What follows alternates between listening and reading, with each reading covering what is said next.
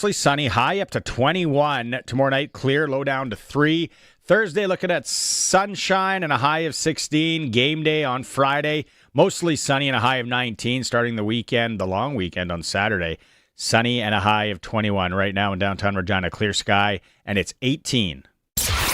Broadcasting from Century Studios in downtown Regina, Harvard Media presents The Sportscage, where Saskatchewan comes to talk local sports. Brought to you by Sask Lotteries, bringing communities together. Sask Lottery products fund over 12,000 sports, culture, and recreation groups across Saskatchewan.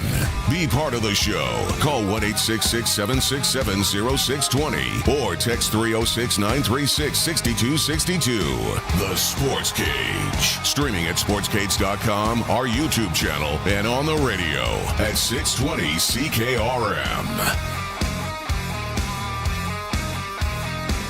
Tuesday, Sportscage. Here we are, 3 hours with you today. Thank you for making some time. Whether you're out there driving around, maybe you're still harvesting, getting the crop off. Thanks for listening. CKRM, maybe you are listening on the streams, or if you're watching on YouTube, nice to see you as well through sportscage.com. Saskatchewan Lotteries, like he said, is our sponsor on Tuesdays. Main fundraiser for sport, culture, and recreation in the province of Saskatchewan. Busy one. Again today. We're going to talk baseball. We're going to talk Blue Jays. You Blue Jay fans out there, like I said yesterday, I'm rooting for you. I'm hopping on the back of that flatbed, on and off, on and off. I'm on. Big one tonight in the Bronx. How about we talk to Andrew Albers, former major leaguer, originally from North Battleford, Saskatchewan, pitched in the majors. Let's talk to him baseball-wise. He's coming up at about 3:15. We got lots on the Riders. Riders bringing in some new bodies again.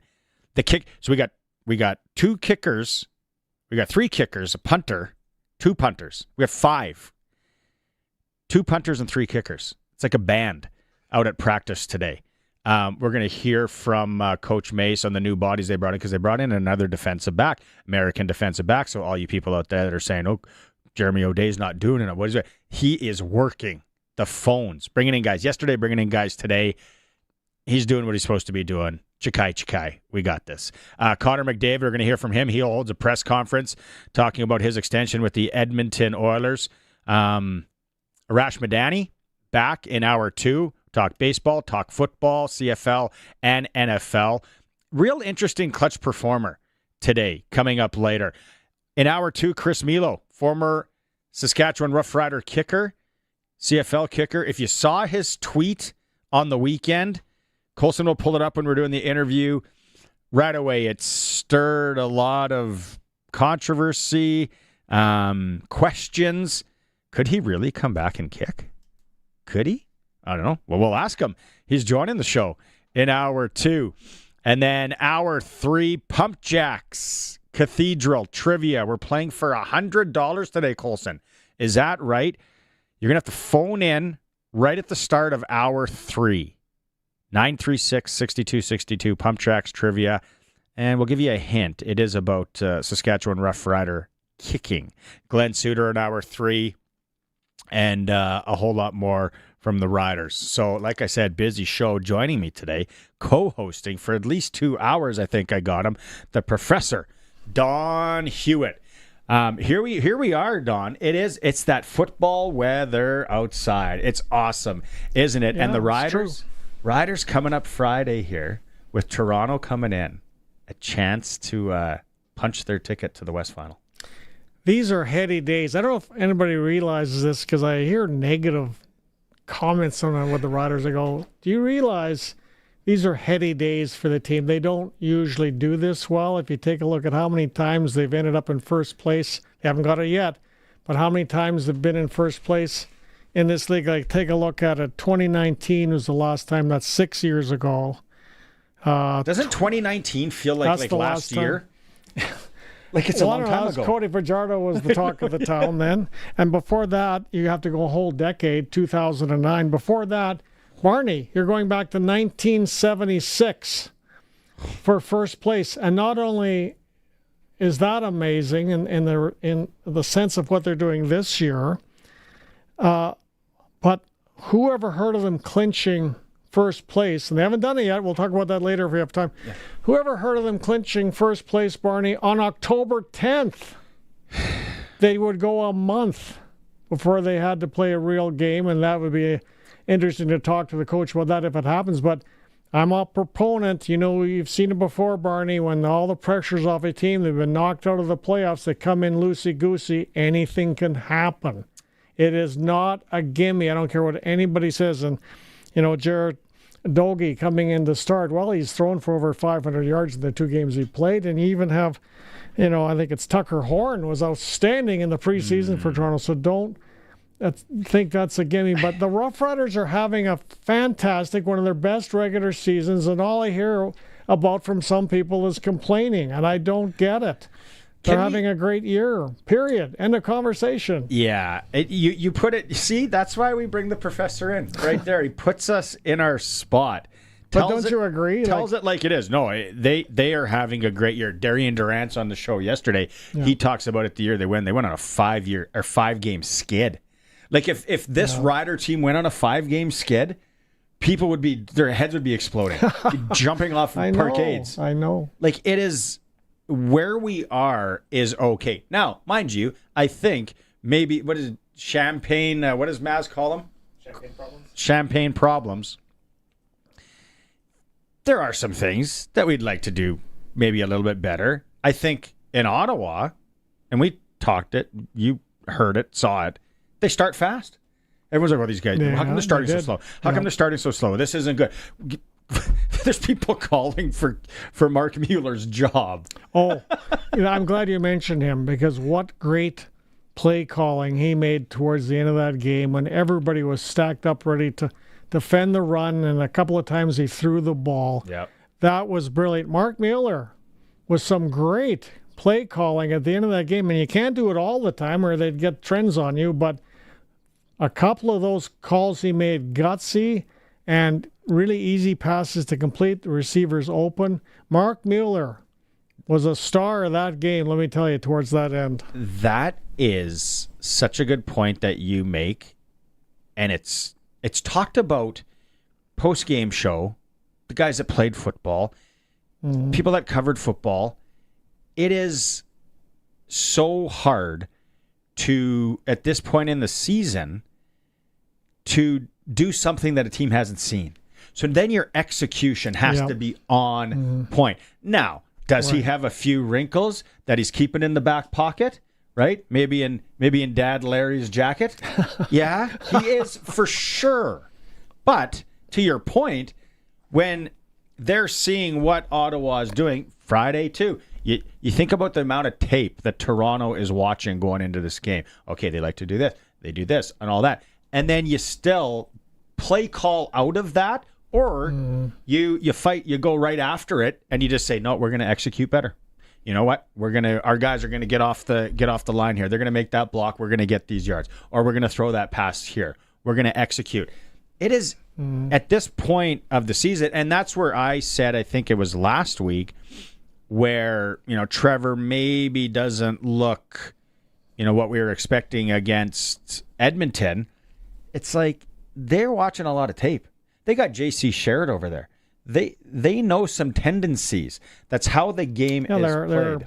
They've lost 3 games they probably should have won, and their season looks completely different up in Edmonton. You know, but the thing is, nobody was giving Saskatchewan Barney credit for beating Ottawa. The one thing about Bob Dice is going to be fired. We all know that at the end of the season. But the one thing about Bob Dice, that team plays hard for them. Yeah, they did not want to be knocked out of the playoffs, especially at home in front of their home crowd.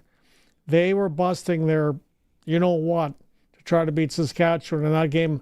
And it was a tougher game than a lot of people realize, but everyone's disagreeing with me. I was only Ottawa. But Ottawa's played tough all season. They've just hasn't been able to close the door at the end of games. But again, the Riders get credit for nothing, and they're having one of the best regular seasons in modern times. The only thing that I say about the Ottawa game, and I think you'd be the same way, you're watching that game and it's coming down and we only win by 7. Like, it felt like that game was a blowout, but it wasn't. Yeah, on that one play where, thank goodness, Ouellette caught him. Well, that one play did turn that from an easier looking win to a more difficult one. I will admit that. But go ahead. What about Jeremy O'Day and the scouting staff? I like that they're bringing in guys daily. On the daily here, it seems. So today, they bring in American kicker Michael Hughes and American defensive back Jordan Perryman. Perryman was very good. If you remember Perryman, he was a former BC Lion. He was a very good defensive back. I think he went down to the Raiders in the NFL. Yep. But he's going to challenge people for sure. DeMarcus Fields, is his job up for grabs? I'm not saying he's not playing well. I don't know that. But Jeremy O'Day is looking at this team right now, Barney, and saying this team can win the Grey Cup. Yep. We have to shore up a few areas. And if that means using an American kicker, which is unusual, maybe they might. And that was a very interesting move that Jeremy O'Day made, bringing in an American kicker. Okay, we got Coach Mace Coulson. You got him all ready. Can we go to 3 first? Okay, let's go on that. Coach Mace talks about them bringing in an American kicker. Yeah, we'll see. Just another guy to get in. I mean, obviously, we went Campbell last week. Potentially could be, truthfully, any one of the 3 this week, just depending on the decision we make. But, we got to find a solution. So just having somebody else in the building. Yeah. So, like I said, you got 3 kickers and 2 punters. There's a lot of bodies for, second week of October in camp there. Mace talked about today, Don, and you'll want to hear this one because he talked about a lot of guys, a lot of players in different spots. We do got some guys that are down that didn't practice, so you fill in, and then we always give guys some decent rotation. Just you make sure you cover everything, right? So, we'll see what it ends up looking like, but for the most part, I wouldn't expect many changes. I think we're not showing any cards at this point. It's too early in the week. Mm-hmm. We're only sitting on Tuesday. Now, you bring up Jarrett Doege, right? Daggy? I think it's Daggy, isn't it? And then his brother Seth was here? Yeah. I don't remember that at all. But I don't think a lot of people do, but he was there. Well, Maz did. Maz had it on point how many picks. Mace does talk about coming up against Daggy in the Toronto offense. Yeah, man. He's. I think it was kind of a rough one for him last week, but that's not the product that he's always put out there. He's had some experience calling games against him when he was in Edmonton, and then jumping over to Toronto now, just being an offense with Dinwiddie. He's going to have answers to a lot of stuff. So he's definitely got the arm talent. He does have ability to move around the pocket and extend plays. So the fact that Din's trusted him back to get the job done, you respect that, no doubt. It's going to be scary too, right? A guy that there isn't a ton of tape on. Well, it's another example. I'm not going to call this a trap game. It's not a trap game in the sense that you got first place on the line. I don't think this can be a trap game, but it's another example of don't take things easy because Daggy is in. There's a reasonable amount of tape on him in some respects because he's been in this league for a few years. But as we see, a lot of players really start going once they're in the league in their second year. Quarterbacks in particular, they start figuring it out, and if he's starting to figure it out, then he's a very worthy opponent. This is the last clip for this segment with Mace. It's number 4, Coulson. But this is where I grapple. I like resting guys. And I know there's the kind of rust versus rest. Yep. I'm like, I don't, but then you want to clinch. Like you want to punch the ticket. There's no, and then you figure it out after that. Exactly. So I think on this one, it's like, where's Sales at? Where's Campbell at? Do you, are they 100? No, I don't think anyone's 100 at this point of the season. But it is just it's that fine line. And Mace talks about roster decisions when it comes to resting a nicked up player versus wanting to clinch. It's a delicate balance, but at this point of the season, I think most people have been around for a while. Everybody's banged up, right? So, we got a game to win, period. So we'll pick the best guys that are available to do that, and that's just kind of the approach. What do you think on that? Well, I think this is the next biggest game to a playoff game for the Roughriders this year. And if you sort of heard the tail end of the Coach Mace's clip, it's almost like that's what he was saying between the lines. This is the game you really got to and you want to win to seal this off. Mm-hmm. Then you can worry about injuries and rust and whatnot. That's a good thing to worry about. You win this game, Barney, and you might be heading to Winnipeg with the Sportscage. Because you're one home game away from the Grey Cup. They're not going to fool around. If a guy's got some nicks and bruises, he's playing on Friday. I've already been told I'm not going to the Grey Cup. I can get a sponsorship. No, they're the cans and bottle bag down in the staff room, pretty full. Cash those in. I'm halfway there. To the Prairieland Rentals text line, Wayne says, "Let's go and clinch first place on Friday versus the Argos Go Riders." So he's not. We're not resting. And a good anybody. crowd apparently. And they got the lights out. The lights out is really they do that. They did that so well last year. Yeah, the lights out. If you want to get in on the conversation, Prairieland Rentals text line 936-6262. Prairieland Rentals, power tools, heaters, welders, anything you need to get to deal with the owner at 600 Albert Street. And also, they have Husqvarna snow throwers arriving because it's inevitable. It's coming, the snow. So Prairieland Rentals text line, let us know what you think. When we come back, we're talking baseball. We're talking Blue Jays, Yankees with one of the Saskatchewan greats that played in the majors, Andrew Albers. It is the Sports Cage. We are streaming at sportscage.com, and we're on 620 CKRM. Rider Nation lives on 620 CKRM. I'm Dave Thomas, voice of the Saskatchewan Roughriders. Friday is game day as the Riders take on the Toronto Argonauts. Countdown to kickoff with Justin Dunk and Tegan Whitco's at 4. The pregame show's at 6, and kickoff with Luke Mullender and I is at 7. Saskatchewan Roughrider football on the Cooperators Rider Broadcast Network is brought to you by Prairie Ford Dealers, Claws of America, and Sask Energy. Stream every moment of Rider football at sportscage.com. It's the start of a new year. Time to get financially fit. If you're looking to open an RRSP or a TFSA, maximize an existing account, or update your investment mix, Cooperators can provide the personalized advice and service you need. Want to start the new year on the right financial foot? Contact your local advisor to build a plan that works for you. Cooperators, investing in your future together.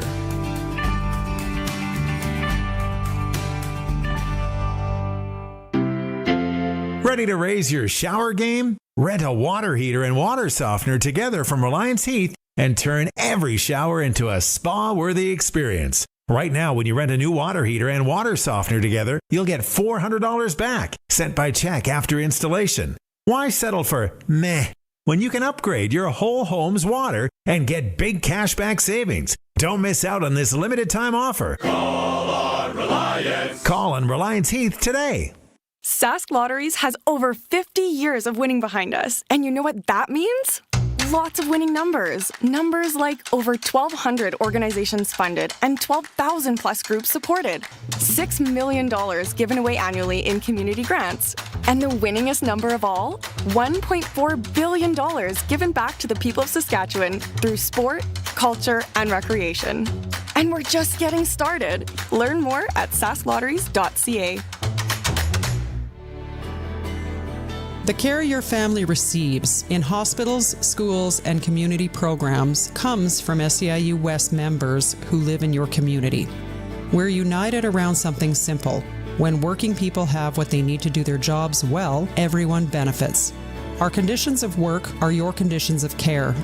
For more information, visit seiuwest.ca.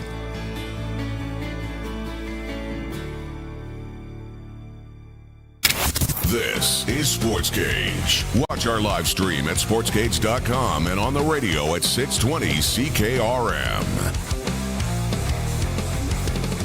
Welcome back. It's for Saskatchewan Lottery's main fundraiser for sport, culture, and recreation in Saskatchewan. Shout out to on the text line. Was going to mention this on my notes.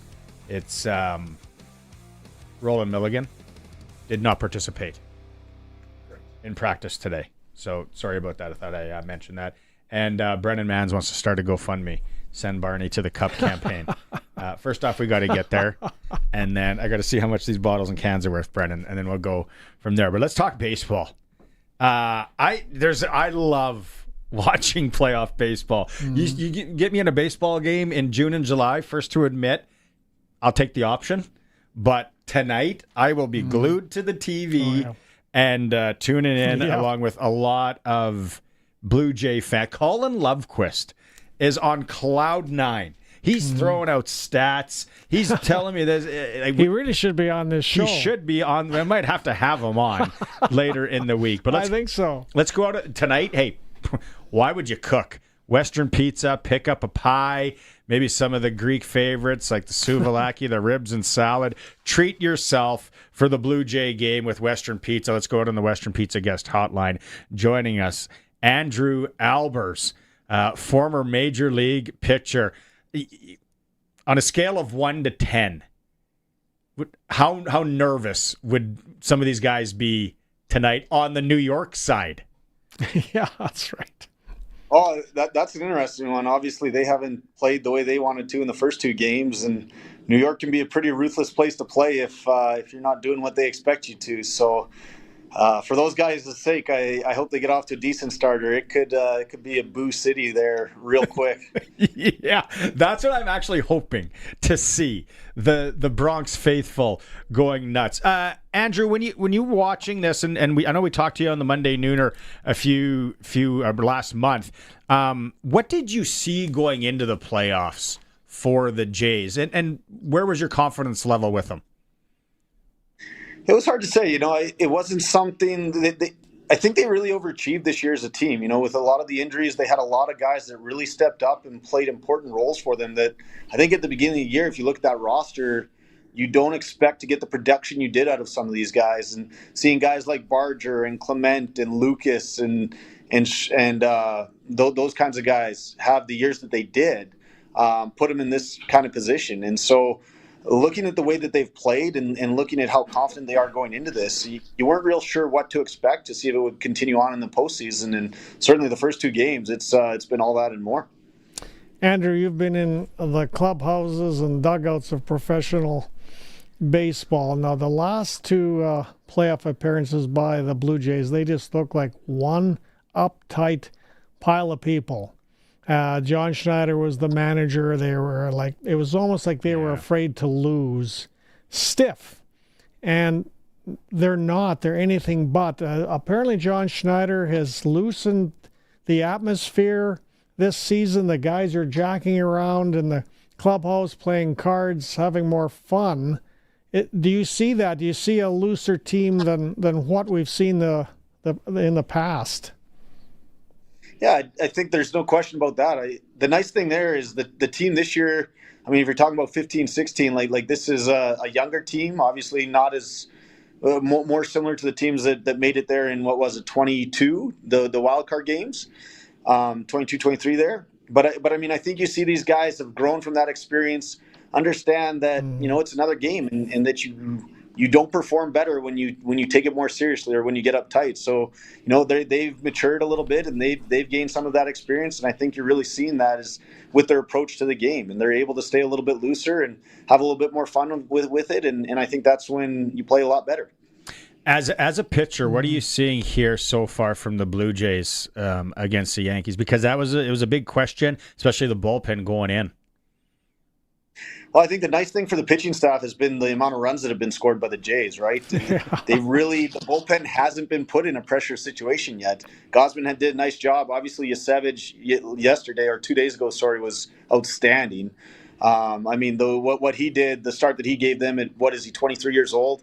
The composure that he showed and the electric stuff that he had 2 days ago was just obviously exactly what the doctor ordered. And then you put up 8 or 9 runs, and you feel like that game's kind of out of reach. So the bullpen hasn't been tested yet. Obviously, it was a question mark coming in, and certainly it's going to be tougher in New York. If that game's a close game late, that'll be where we really find out about them. I think as of right now, there's still a little bit of a question mark there. The nice thing is they've had some rest. They've had some time to, make some tweaks in their bullpens and things like that. And so hopefully they're feeling really confident, and that can go a long ways. And, you got Hoffman at the back end of that who has electric stuff when he's on. And so hopefully he can anchor that pen and they'll be just fine. When we look at that Trey Savage, and again, not like the hardcore baseball guy, but I've been following it now for a month and going in. Is there something to be said where there's not a ton of sample size when a guy like that goes in? Certainly for a guy like him, he has a lot of unique characteristics with his delivery. And they've talked about that a lot on the broadcast. He has this really high release point. I believe it's the second highest in the majors next to Verlander's. And, a huge amount of vertical break on the fastball. And then the splitter is obviously outstanding too. So not having seen that before, and obviously the way he's been able to command the baseball has been huge. I mean, I think he walked one guy there in his 5 1/3 and didn't give up a hit. And I mean, he was just lights out. And when you haven't seen a guy with that repertoire, the way that he does it, and he's on, that makes it a tough day for hitters. And so certainly that lack of sample size, that lack of experience, you don't know how he's going to approach you. All those things play into his favor. And usually what doesn't is the age and the experience. And there were no signs of him lacking either of those the other day. So big advantage is Savage. You bet. Now, when I've watched most of the games as best as I can, and the most movement I've seen on a baseball are from two pitchers, Ohtani and Yasavage, which just blows my mind that he is throwing, I think it's the splitter that drops. Tell me about his mechanics on that, Andrew. I know a high release point, but did anybody see this coming where he's looking like Ohtani out there with the movement on the ball?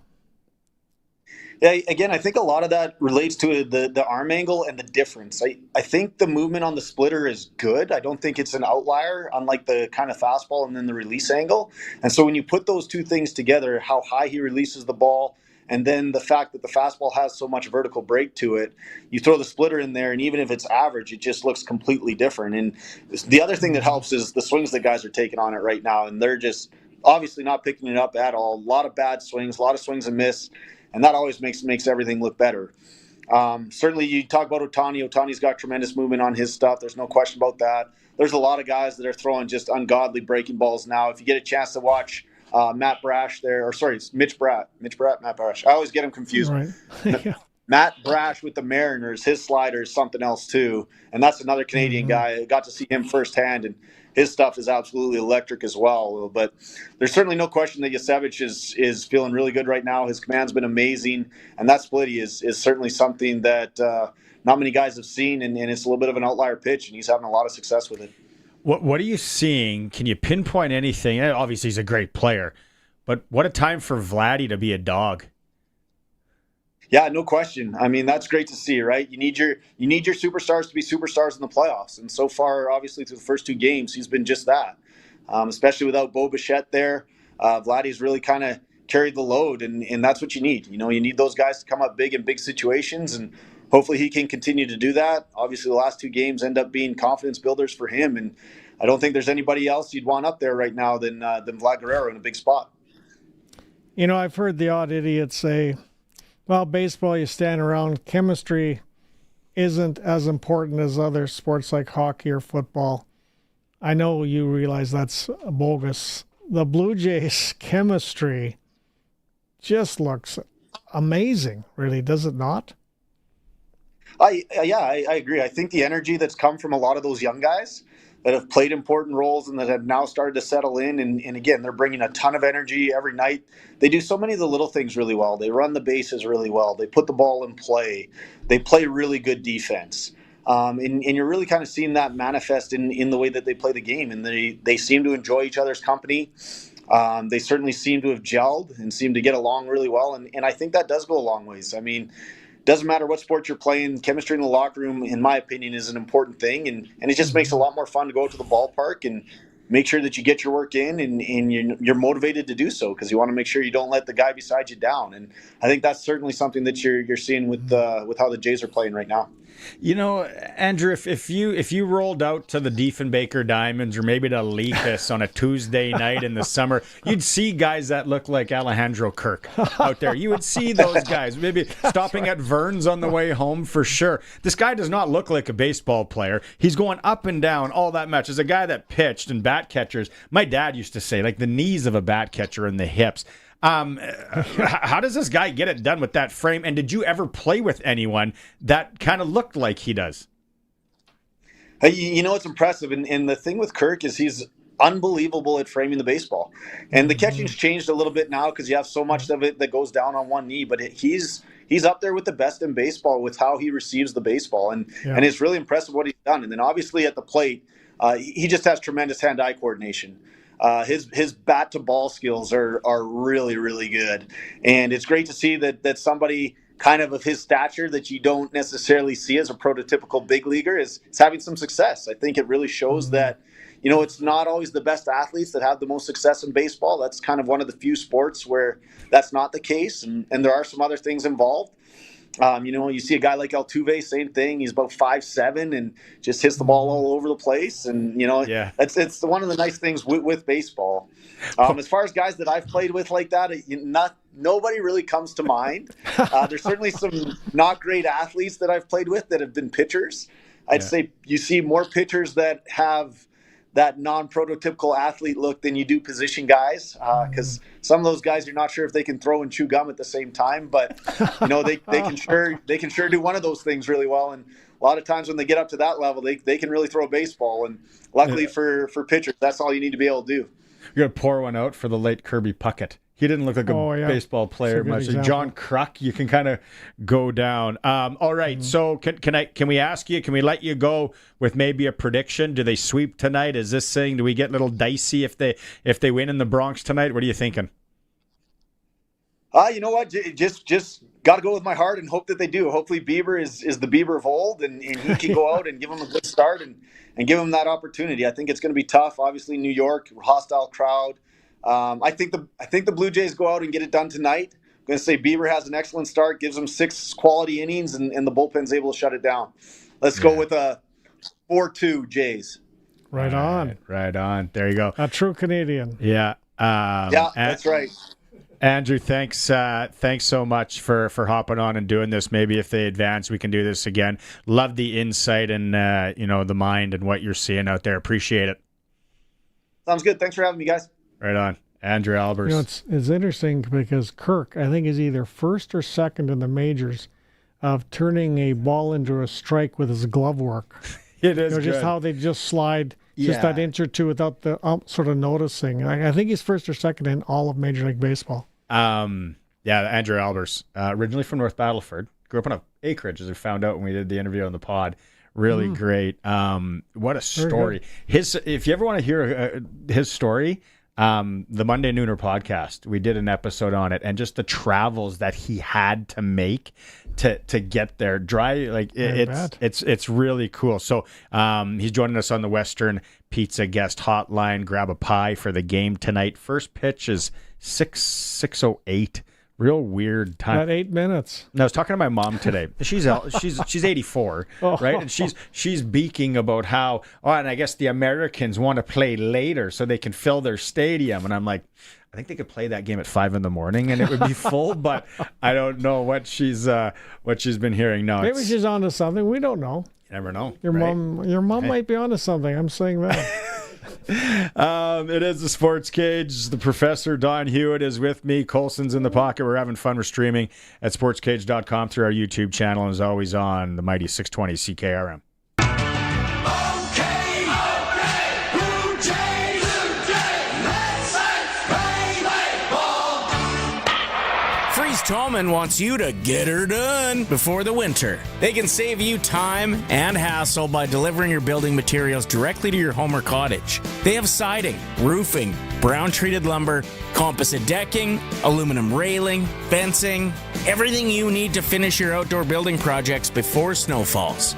Visit freeze-tallman.com or see them in Regina or Fort Capel. Freeze Tallman. Let's get you building.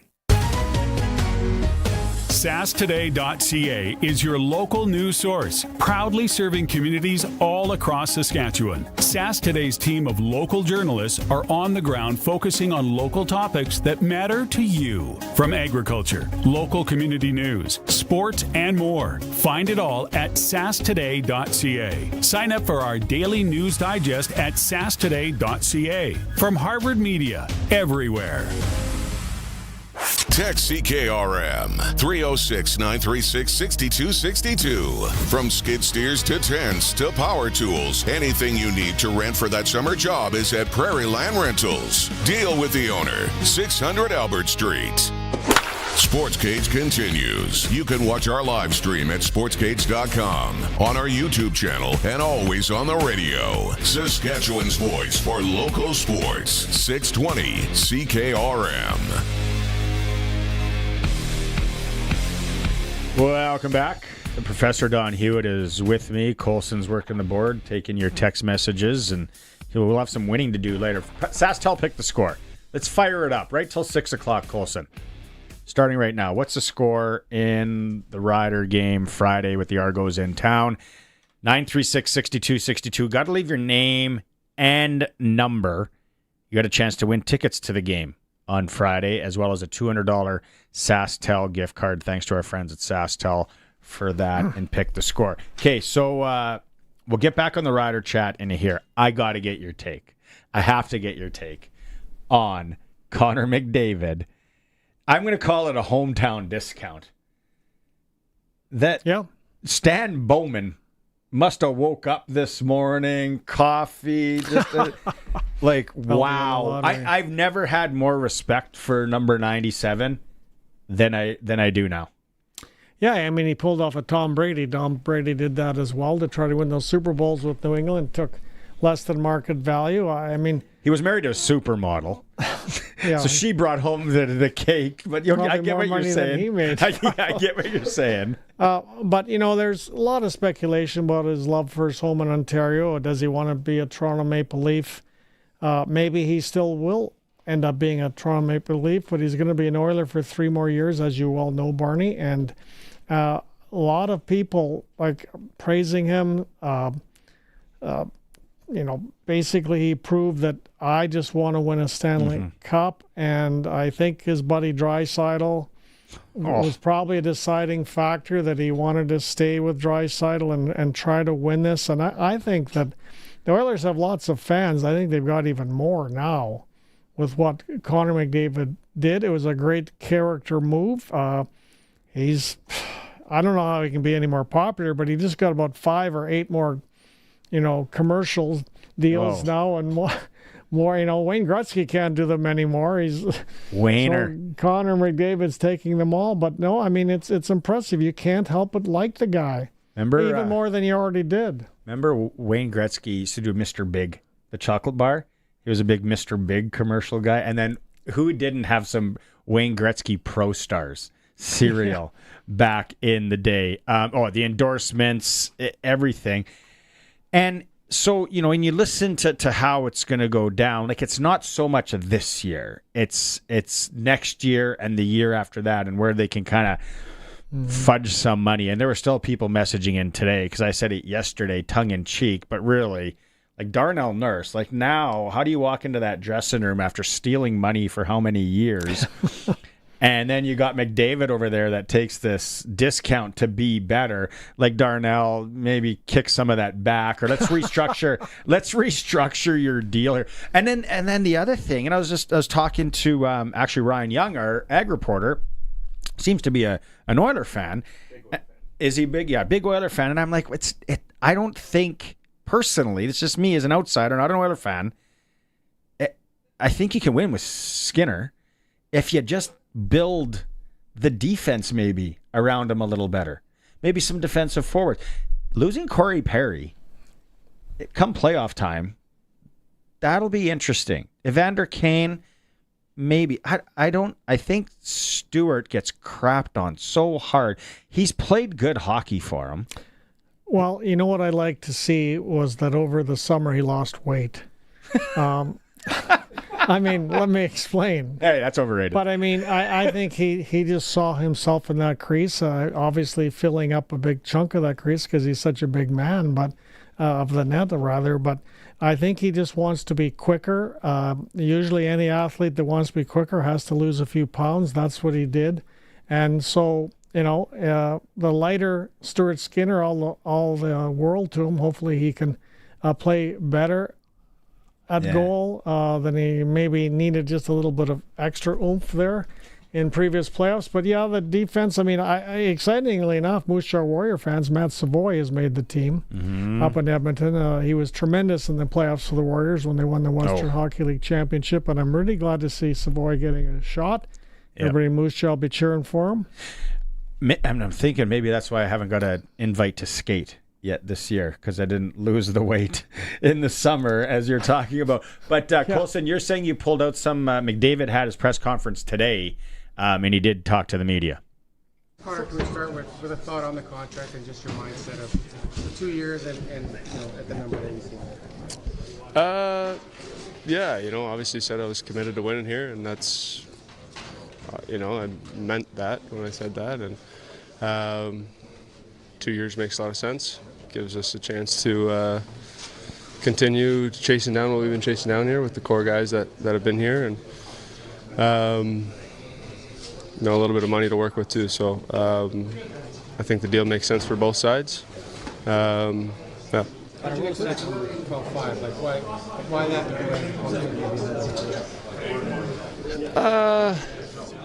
I guess it's a unique situation. Just, we weren't going to sign a long-term deal, so, 2 years at that number makes a lot of sense. Gives us a chance, as I said, to extend our window here in Edmonton.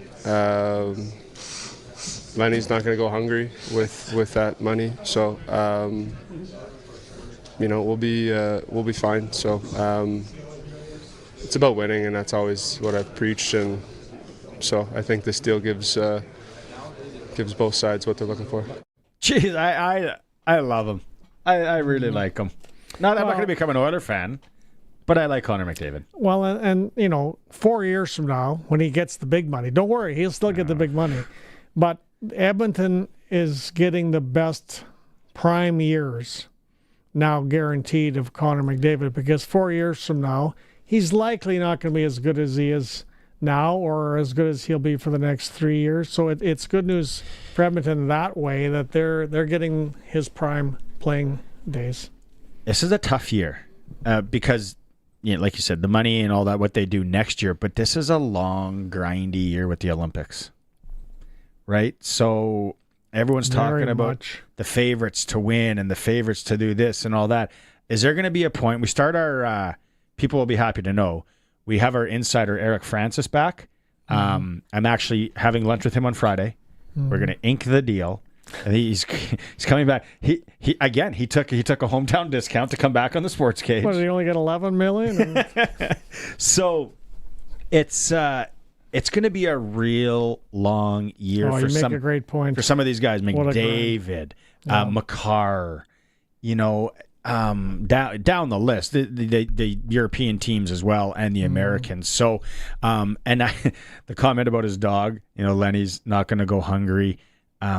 Just what a dude, and hopefully they can build this team around. And the other thing that I'm wondering, does it become like basketball a bit? And I'm sure this has happened in hockey as well, where he's kind of in on some of the decisions. To be like, hey, how about this guy? I texted him in the summer. He'd be willing to come as a rental. There's no way in heck his wife is moving here, but he's willing to come play for a few months. Will there be that going on? And I would respect if there was. He is the best player in the world. He gave you guys a sweet deal on him playing there for 2 more years after this. Well, we know he has, Barney, lots of influence on Oiler management. Mm-hmm. I mean, look at LeBron James, who basically runs the NBA team he plays for. And then that trade last year, though. I'd like to know how much LeBron was in to bring. Is it Doncic? Doncic? Yeah, exactly. Who knows? And who knows about Connor either? I mean, something, has made him decide to do what he did and sign that bridge. And we'll never know, how much he can talk to Stan Bowman and say, hey, Stan, blah, blah, blah. We'll never really know. But he's got tremendous influence because it's going to be a sad, sad day, the day that Connor McDavid is no longer playing in the Edmonton Oilers in Edmonton. But at least they know now. Weeks of mourning, months. At least they know. It's not going to be like Wayner at the Molson House or whatever, where people were jumping off, heads were exploding. What's up, Colson? I was just going to say, yes, LeBron's got a lot of sway. I don't think anyone had any idea about Doncic. It's like kind of the equivalent of the Colts moving overnight. It just snuck up on everybody. But There's another guy that lost weight, is Doncic. We were talking about losing weight because he can't play defense, or he hasn't been able to play defense. Yeah. And that was exposed and the guy in the playoffs last year. The guy they traded him for, AD, has put on some weight. Yeah. Yeah. I think he's put on 10 or 15 in the pictures that I saw. So something's different in the Dallas water compared to that LA water. Yeah. He's been doing Tybo. But anyway, Doncic, he should be better in defense with losing a few pounds. We got Name chiming in on the Western Pizza text line saying there's less days of rest in the NHL this year due to the Olympics. Right. Yeah, that's what we're talking about. It will be a grindy. It's a grindy and you're year. grinding like that, Barney, and traveling. It's nuts in the NHL. Let's take a break here. We'll come back with some more Rider news. We'll find out more on some of the new faces in Rider camp. It's a Sportscage. We're on the home of sports and local sports in Saskatchewan, 620 CKRM. 620 CKRM is your home to country's greatest hits and the 90s at 9. 1 full hour featuring the biggest hits of the 90s. Garth, Reba, Alan, Shania, George, and so much more. No cassette tape or CDs required, and 90s mullets are optional. 90s at 9 for the town of Wolseley and the voice of Saskatchewan. 620 CKRM. The ball is snapped. He scans the field. He's going deep. What a play! Rider fans, make your own great play by going to riders5050.ca. You can now buy tickets for every Rider game, home or away. You can also sign up for the 50-50 Club and never miss a draw, including the weekly loyalty and early bird prizes. All proceeds support amateur football in Saskatchewan, equipping the heartland, and just maybe score a big win. Get your tickets today at riders5050.ca and go Riders! Riders 5050 is presented by ISC. If you've got a Steelcraft garage door, you've got a door with parts manufactured and assembled right here in Canada. A door with better insulation and seal, plus a warranty you're probably never going to use. And if you don't have a Steelcraft garage door, you should get one. Don't just hang a door, install a Steelcraft. Turn curb appeal into curb envy. Steelcraft door, Steelcraft door, Steelcraft door. We offer more. Steel-craft.ca. Hey, you down there. Yeah, it's me, the sun. Been up here doing my thing for, 4.6 billion years or so, and you're still paying full price for power? Come on. Get a Keln Solar residential system. Use me to power your AC, your fridge, your whatever that thing is in your garage. Help me help you. What movie's that from? Anyway, when you've got extra power, Sask Power gives you credits. Jerry Maguire, that's what that line's from. Get a quote at kelnsolar.com. It's time for the Sports Ticker. Brought to you by Reliance Heath Water Heater Rentals. Bundle and save with Reliance Heath. Rent a new water heater and softener together and get $400 cash back. Call on Reliance Heath today. Saskatchewan Roughriders have signed American kicker Michael Hughes and American defensive back Jordan Perryman. Hughes, all-time leader in field goal percentage at Appalachian State. Perryman, 6-foot, 200-pounder, dressed in 10 regular season games for the BC Lions in 2024, registering 7 defensive tackles and 6 special teams tackles. Roland Milligan Jr. not on the field for practice today. Major League Baseball, Toronto trying to sweep the Yankees tonight. 6:08 first pitch, Shane Bieber against Carlos Rodon. Seattle and Detroit, the series is tied at 1, and that game currently is postponed, probably due to weather. SJHL tonight, Weyburn and Yorkton. Flin Flon travels into Humboldt. Division leaders meeting there. La Ronge is in Nipawin. Western Hockey League, Moose Jaw welcomes Swift Current. Vancouver is in Saskatoon. NHL, currently, the Panthers have a 2-1 lead on Connor Bedard. And the Chicago Blackhawks also tonight, Penguins at Rangers. And then the late one, Kings welcome the Avs. And some NFL news. The Browns have traded quarterback Joe Flacco, the ageless one, for a 6th-round pick to the Bengals, who are still in it. They still think they're in it. Sportscage.com poll today. If you want to go vote at sportscage.com, Connor McDavid has signed a 2-year contract extension with the Edmonton Oilers. Will they win a Stanley Cup in the next 3 years? Also, sign up for the Insider Report, chance to win tickets, tour of Mosaic Stadium, meet and greet with the broadcast crew, and a whole lot more. Sports Ticker is brought to you by the Bundle and Save event at Reliance Heath. Rent a new water heater and softener together and get $400 in cash back. Call on Reliance Heath today. Okay, so moving bodies around. The Riders. And you got guys injured. You got guys mixed up. Hey, can you play here? Can you do this? All that. It happens. It happens. Coach Mace, he was asked today what he sees in defensive back Sheldrick Redwine. Yeah, exactly that. A twitchy athlete, you can see it coming in and out of his breaks. For him, it's just, getting acclimated to the game, to the playbook. But being here as long as he was and then having to go get some time out there, I thought he did really well. So you only want to see that trend, upward for him and certainly through the week of practice and getting more reps, that'll always help him. But, he had a great career in college and, obviously he was 4th-round draft pick in the NFL for a reason. And then, seeing him out here, you understand why. Hey, that is something that we're not talking about. But Redwine was taking reps at halfback and cornerback. Mace was asked, is one easier than the other when you're not familiar with the Canadian game? I think it depends on the defense. I think the old adage was, just put him at field corner, but we ask our corners to do a lot. So, we've moved him around a couple places since he's been here, trying to find something that's fits well to his skill set and, being able to absorb the playbook. But ultimately, we put a lot of stress on our DBs to be able to play multiple spots, so he's going to have to do that too. Yeah, he's been around, drafted 4th round, 2019, 119th overall, Cleveland. Then he had a cup of coffee with the Jets, been around the Panthers organization, the Dolphins, the Colts, the Cowboys, the Commanders. Coach Mace mentioned that Redwine was a twitchy athlete.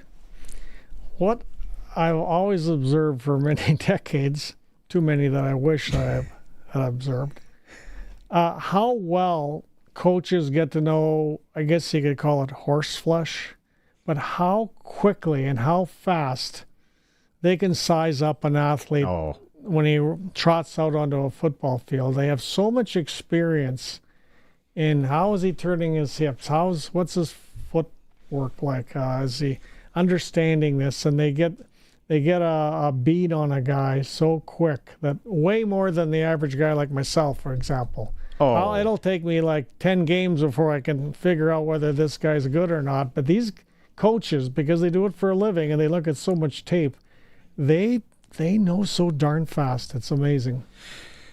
Yeah, it's definitely the skill. It's what they do. Yeah, but for you and me to sit there and go, that guy's pretty good. He's got some speed, and then they'll see the deficiencies. Be like, yeah, but he doesn't turn this. Hockey, same thing. Basketball, doesn't matter what sport, right? They can kind of go down and be like, yeah, okay, but he can't.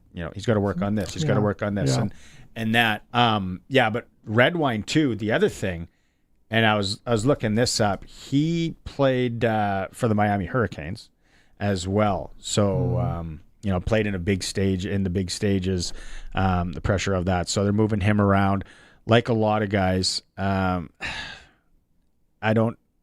very curious as to tomorrow and Thursday.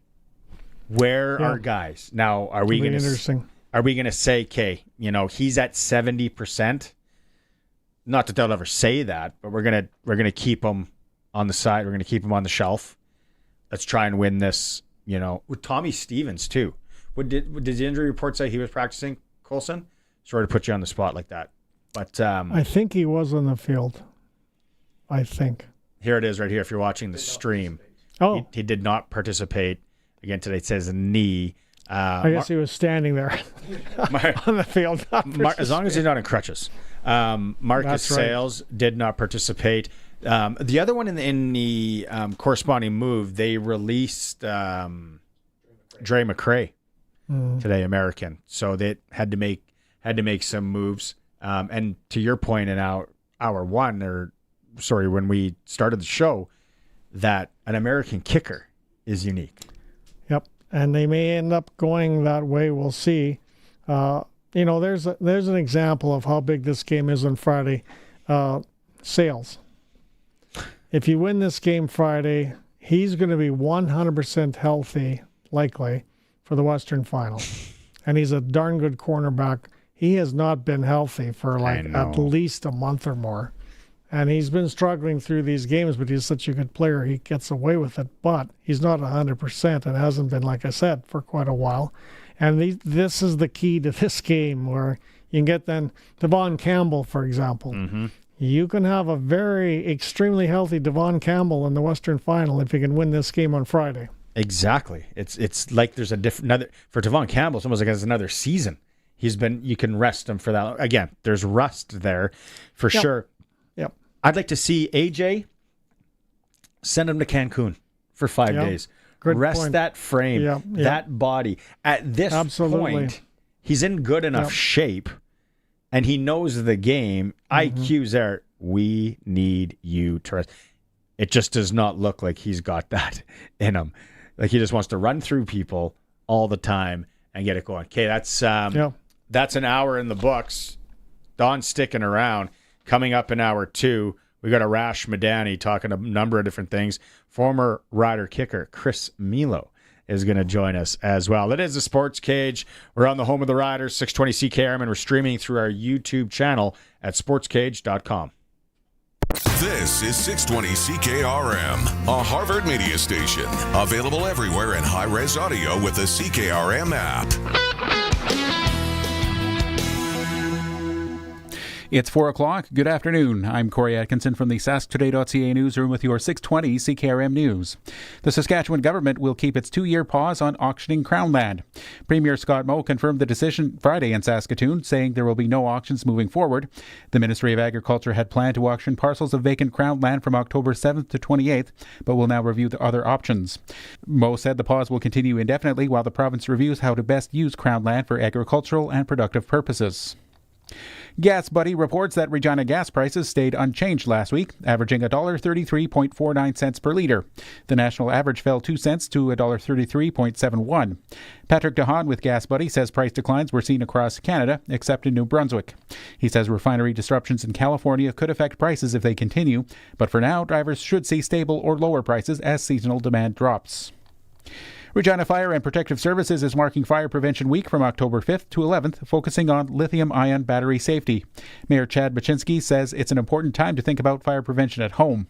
Fire Chief Lane Jackson encourages residents to use certified batteries and proper chargers and to recycle used batteries safely. Predominantly, they're safe, but what we're finding, those batteries, whether they be large, they power cars, electric cars, scooters, laptops, phones. They hold an immense amount of charge even in the smallest batteries. Fire stations across the city will hold open houses this week, giving residents a chance to meet firefighters and to learn how to prevent battery fires. The Co-op Refinery Complex will hold a full-scale emergency response exercise on site tomorrow. Residents nearby may hear alarms and see more emergency vehicles than usual. Refinery officials say the exercise is planned and controlled with no cause for concern or risk to the public. The drill helps crews stay ready for real emergencies. Freedom Convoy leaders Tamara Leach and Chris Barber have both been given 18-month conditional sentences for their roles in the protest that blockaded downtown Ottawa for several weeks. Lawrence Greenspan, Leach's lawyer, said his client is considering an appeal of the conviction. We're seriously considering an appeal of the conviction, not the sentence. Leach and Barber were found guilty of mischief in April, while Barber was also found guilty of an additional offense of counseling others to disobey a court order. And it's expected that the Toronto Blue Jays will continue to wear their retro white panel caps tonight when they play the New York Yankees in Game 3 of the American League Division Series. Blue Jays great Pat Hengen, who won the 1992 and 1993 World Series with Toronto, says he loves that this year's team is wearing the hats as a kind of good luck charm. I love the white hat. I mean, I still think their white home uniform is the best uniform. It's one of the better uniforms in baseball. The Blue Jays have a 2-0 lead over the Yankees in the best-of-5 series. Toronto has worn the white panel caps throughout its current 6-game winning streak. That was your 620 CKRM News. Read more stories from around your community and around the province at sasktoday.ca and 620ckrm.com. Weather brought to you by Line X Regina. Serious protection, killer looks. 1865 McCarra Street. Tonight, a few clouds and a low down to 4 degrees. Tomorrow, mostly sunny, high up to 21. Tomorrow night, clear, low down to 3. Thursday, looking at sunshine and a high of 16. Game day on Friday, mostly sunny and a high of 19. Starting the weekend, the long weekend on Saturday, sunny and a high of 21. Right now in downtown Regina, clear sky, and it's 18. When you want the best for your truck, you want Line-X. Your truck has withstood the harshest elements Saskatchewan has thrown at it. Rocks, gravel, rain, sleet, and snow, and left with no chips, no rust. Line-X protective coating keeps your truck's bed liners, rocker panels, and bumpers looking like brand new. Don't settle for Brand X. Go with Line-X. It's serious protection. Come see why everybody loves taking their truck to Line-X Regina for their rocker panels, bumpers, and more. Line-X. Make your truck complete. 1865 McCarra Street. Broadcasting from Century Studios in downtown Regina, Harvard Media presents The Sports Cage, where Saskatchewan comes to talk local sports. Brought to you by Sask Lotteries, bringing communities together. Sask Lottery products fund over 12,000 sports, culture, and recreation groups across Saskatchewan.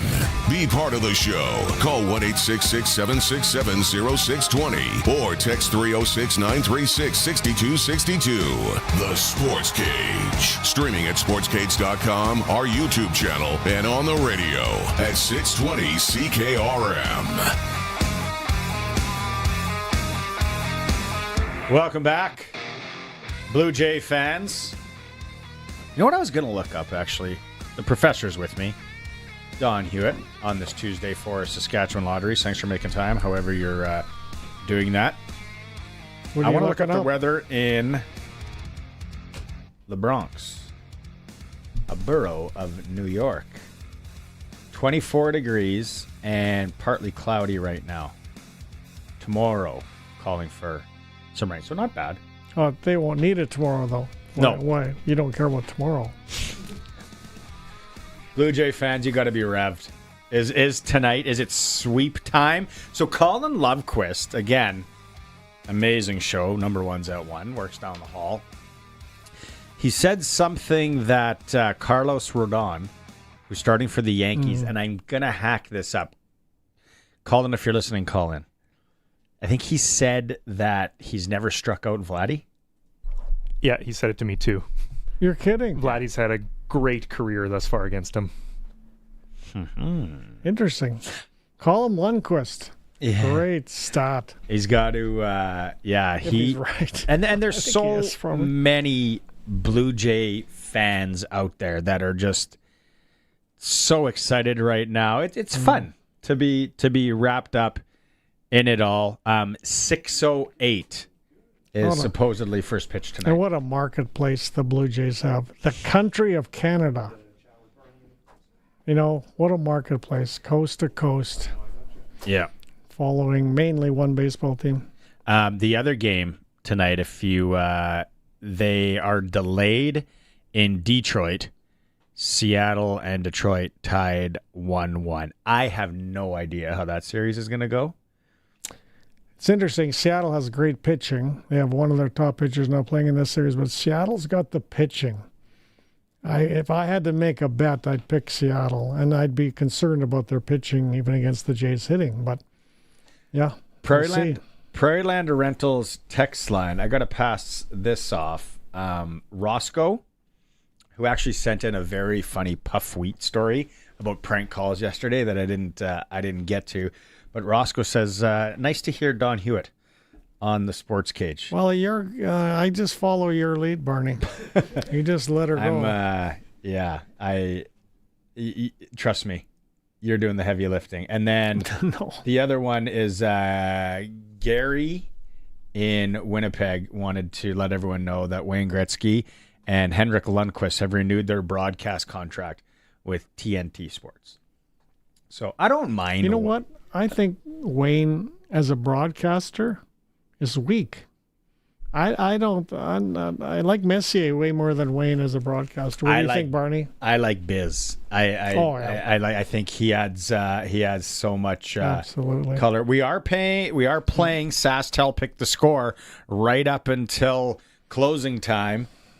It's 936-6262. You got to leave your name and number. What do you think the score is coming up Friday? Riders and Argos at Mosaic. A chance to win tickets to the game. Colson's going to award those at the end of the show. And also, if you're closest to a chance to win a $200 SaskTel gift card, thanks to our friends at SaskTel from that. Some of the scores coming in are big. They're telling me to take the over. Speaking, when we talk sprinkle of the day for Sports Select in a bit, that NFL game last night, maybe we'll talk about it with Arash. Let's go talk to Arash. It's time to go coast to coast with Arash Madani for Smart Investing Solutions. Be smart with your money. Call Brian Gawley at Smart Investing Solutions, 546-2533. Is it sacrilegious to start with the football game last night, or should we go Blue Jays? I mean, I don't know the last time I have seen a quarterback fall, kind of get up, fall, get up, stumble, break a tackle, think to himself, I better throw this ball away because we don't have any timeouts. His coach from the sideline is yelling, throw the ball away. And then Trevor Lawrence finds himself a crease into the end zone and he rumbles in and you're just like, so slow motion. Put yourself in Barney's shoes, because I take a 3-point game on the pro line last night. I take the tie, 4-10, a nice sexy line. I'm like Maz takes the over, so Maz still looking all right. Yeah. That call that should have been pass interference on Kansas City. I'm just sitting there. I am laughing, and I'm like, yep, here we go. Kansas City got a break. Figure that, hey? And then they get a chance, and they march the field. That throw that Lawrence throws with 40-some seconds left down the sideline. The 3rd and 9 throw for 35 yards? Yeah. That is, to be honest, I don't even know if he meant to put it there, but he did anyways, and the guy catches. And then the pass interference call, obviously, on Kansas City, and I'm like, all right, they are going to score. This is going to pay. Let's go. And then he falls. And he falls. And then he got up, and then he fell again. I'm like, what is going on here? What am I watching? Throw the ball away. Throw the ball. And then he runs in. I don't want to rub salt in the wound. What about KC? Go ahead. Sorry, Rush. No, go ahead, Don, please. No, what about KC 2 and 3? What do you think of that? What's happening with Kansas City? That's the last part is really the question here. What is happening with Kansas City? Because, okay, if you're in studio, if you're sitting home, pull out your phone and watch the Lawrence play again. And watch 95 in a Kansas City uniform. Chris Jones is the vet on that defense. He is apparently the heart and soul of that defense. And he did not move on that entire play from start to finish. So, Don, when you ask what's going on in Kansas City, here you have the guy who's supposed to be, the leader of men and everybody looks to. He quit. He quit on his team with 30 seconds left in the fourth quarter. And you start to look, all the noise around Philadelphia and the receivers aren't happy. They're not getting the ball. Could there be more trouble in paradise than we're led to believe? And just because it's Kansas City, we just thought it would all smooth itself over. I think there is trouble there. There's trouble there. Obviously trouble in Baltimore. I don't think there's trouble in Buffalo, even though they lost to my Pats. Yeah. Somebody messaged in yesterday, said, hey, I'm a Pats fan. I am delusional. We're back. And I'm like, no, we're not back. We're not back anything. Know your role here. But Jags are 4-1. Colts are 4-1. New England beats Buffalo. Denver, maybe one of the best team, or the best team in the AFC West. What's happening in the NFL? So, another good question. What's happening in the NFL? Okay, so you think about Sean Payton as a football coach. You think about Sean Payton as really a play caller. You think about Drew Brees. You think about those high-powered passing offenses. And here you have Denver going into Philadelphia. They're down 14 going into the fourth quarter. And you know what Sean Payton had written at the top of his play sheet? Run the ball.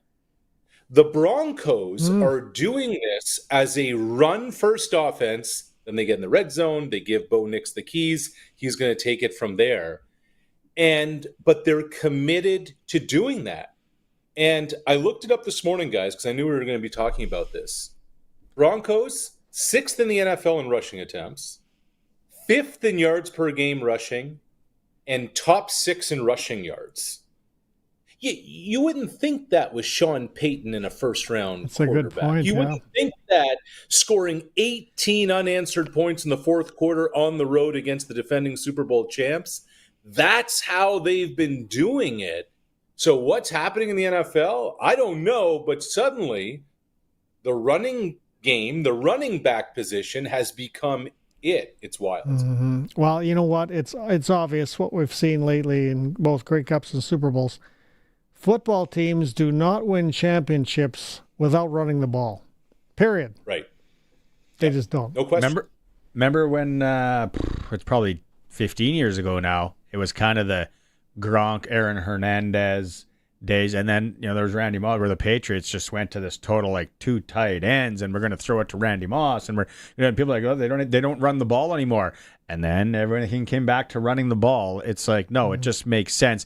Ed on the Prairie Land Rentals text line says, and Jones didn't take any responsibility after, just said it was on the defense. Yeah. Wow. Yeah. What else is he going to say? Okay, NFL, take a seat. We got to get into the Blue Jay. I'm a big Blue Jay fan. I'll be watching this one intently. Arash, I actually am excited to sit at. I was telling Dawn how great of a cook my wife is. So I don't know what's for supper, but I'm just, if it's not, I'm like, honey, I'm grabbing Western pizza. I'm watching this baseball game. So are we maybe reading too much into the fact, and I heard this a number of times, Blue Jays full participation yesterday for a quick workout in New York. The Yankees didn't even bother showing up. It's amazing how narratives go, isn't it? Like, oh man, the Blue Jays optional. Everyone showed up. They're invested. They want to be there. They all get along. Blah blah blah. The Yankees, what are they doing? Barney, we had this exact same conversation 2 Junes ago. The day of Game 7 of the Stanley Cup Final, Sergei Bobrovsky was nowhere to be found around the morning skate. They just said, hey, man, you've gone through how many practices this year? You get yourself ready however you need to do. Yeah. The New York Yankees went through 162 games and 2 months of spring training. They have gone through over 200 batting practices. One extra day of showing up to the ballpark isn't going to change anything. Maybe just going home and just having a little bit of a rest and taking your mind off of things can be the best thing for you. Look, if you're the Jays, keep your foot on the gas. Why not? But it's just amazing how narratives can go. I don't think one has anything to do with the other. Sometimes if they come back and win the series, like, that was the smartest thing we did. We just took a break. We knew we just needed to refocus ourselves. If they end up stinking the joint out tonight, it's, they weren't even focused. They didn't even show up for their workout. I mean, that's kind of how these things go. First of all, Arash, I both read and listened to your opinions, because I haven't talked to you for a while, on the CFL rule changes, and you were bang on, 100%. Everything you said about the CFL rule changes, I agreed with. What do you think, Barney? I thought Arash was bang on. I don't really want to go down that anymore. It was so that week was so exhausting. I've never read more messages, read more emails. I can't wait. You don't want to go there. I don't like to speed up life, especially where I am in life, but I can't wait for 2027. I agree. Anyway, Arash, it's gonna get tuned up again. Then don't you worry, Don. What do you like, Don? You've watched a lot of baseball in your days. Like, what do you make of what these two games from the Blue Jays offense? I can't remember something quite like this in a while. Well, I don't know if this theory is correct or not. And you can comment about how Aaron Boone's starting to sound like John Schneider from yesteryear. But I think John Schneider took a look at this baseball team, and maybe someone talked to him. I don't know. The past a couple of failures that the Jays had. I'm repeating this from earlier in the show, but a couple of failures the Jays had under John Schneider a few years back in the playoffs, 2 years in a row. They just look like an uptight, stiff team, afraid to make mistakes, afraid to lose. And somehow the dugout and you know, the surroundings and you know, anywhere around the team, they've loosened up. They're having fun together. They're playing cards. They're doing whatever. And it just looks like something different is happening internally, and the players are happier. It's again, like, it's so interesting to hear you say that, Don, because again, let's talk narratives. Remember after the 23 playoffs, they said, oh no, we got to put the home run jacket away because the guys aren't being professional enough. Now they're smashing home runs all over the place, and the guys are loose, and they're loving the fact that they have the home run jacket. Like, think about what we've seen the last two games. I think this might capture it more than anything else. Like, it is insanity, okay? The Jays, fellas, have more home runs, 8, than strikeouts, 7. They have more hits, more knock. They have 29 knocks in the first two games of this series than just swing and miss on a pitch, 27.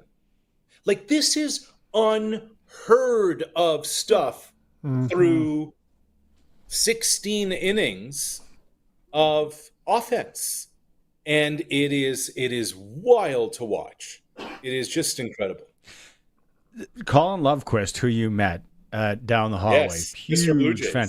He was talking something, and he said it to Colson too, that Rodon's never struck out Vladdy. Vladdy's numbers against Rodon are ridiculous. Colson, I don't know if you have it. I sent him some of the numbers over today.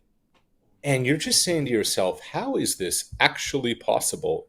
Look, Vlad loves going up against the Yankees. Vlad loves having success against the Yankees. But even so, 10 of 17 all-time against Rodon in his career, batting .588. Wow. With 4 extra base hits and no strikeouts. Like, that's real. So you come into this game, you're saying, okay, Vlad's bat has just been lethal. What happens there? Now, on the flip side, and I think this is important because, again, the series isn't over. Shane Bieber has 2 postseason appearances against the Yankees in his career with an ERA of around 8. So, what do the Yankees, who have seen Bieber throughout the American League over the years, have on him, know on him, etc., that they may be able to exploit tonight? Last time Bieber faced Giancarlo Stanton, Stanton hit a 2-run home run to the moon. So, yes, Vlad's got Rodon. Yes, the Yankees have had Bieber. Let's roll this. Let's roll the baseball out. Let's have ourselves a ball game. Let's have ourselves a postseason ball game. So if you're Bieber, you know your past failures against the Yankees. You're aware of it. I'm sure he's very aware of it. What do you do if you're trying to forget it? What do you do if you're Bieber and try to get a different mindset after you've had no success? Do you think, Arash? Yeah, I don't think, Don, it's as much mindset as it is you're just trying to get out of, in predictable counts, making the predictable pitch. So to me, this really is going to be game plan related. How are they going to call this game? What are they going to do in 1 and 2 counts and 2 and 2 counts? Are they going to try and hide the baseball a little bit better? Are they making? And what we don't really know is coming off Tommy John, which Bieber is the arm slot a little different? Is the delivery a little different? Are the Yankees looking for what they used to be looking for, and it could be a little adjusted now? Bieber only really has been back for a couple of months. So those to me are some things to look at early in this game. Pitch usage and how the ball looks coming out of his hand. Is it different coming off the TJ or not? How, as I look at the line and figure out, we'll talk about that in a bit. Well, if Colson, if you want to put it up, sportselect.com. Let's talk about the line in a second. Like, how big is this one tonight for the Blue Jays? Or can they is it like we got to finish them now? I thought John Schneider had an interesting line today. He said, we're approaching this series like it's 0-0. Not that it's 2-2, not that it's 1. Yeah, well, I think in the course of a game, like when you play 162, every game is just another game, and every day is just another day. I think there's a little bit of hype in the lead up to opening pitch, but then once the game gets kind of started, it's going to be just any other game. Honestly, I really believe that. Your bullpen, your bullpen decisions are going to be different, but in terms of emotion and all those things, look, Vlad came out and just said my emotions are even keel right now, and I believe him. Like, that's the way you have to kind of approach this thing. And then if you win, that's when you have the champagne celebration. But I would say this, going back to your question, Barney, the Yankees have their kid going tomorrow, and the Blue Jays would look at a bullpen game tomorrow with the thought of Gosman, Savage, if there is a game 5. So it is advantage Blue Jays majorly, of course, to win tonight and win the series, but they're the significant dog tomorrow, even with how their offense is going, just because of how the game would line up tomorrow as a bullpen game, which is amazing that game 4 of a divisional series, you're going to a bullpen game, but that's baseball in 2025 for you. That makes it real. That's interesting to me. Yeah. It's tough game 4 for Toronto for sure. Okay. Sports Select. It's as easy as playing sportselect.com now. Simply make your picks online. You can generate a QR code, lock in your bet at your local lotto spot retailer. Every bet is 100% legal and chance to win cash in hand, like we all know. Okay, here it is, Arash. We see it on the screen right here if you're watching the stream.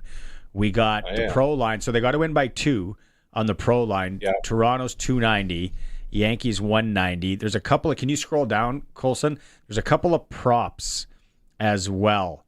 I'm curious, this Vladimir, the hits, Guerrero and Aaron Judge. What do you like on this whole board here as Colson shows it? I don't like the value on Shane Bieber, but I like the strikeouts for Shane Bieber tonight. I definitely like that. I think Ernie Clement total bases over is a nice play. Just scroll down just a little more on the Springer. George Springer, Trent Grisham. I really like the George Springer play there. That's real good value that you can get. So those are, look, here's the other one. Ben Rice at the bottom of your screen has done nothing in this series. He was great against Boston.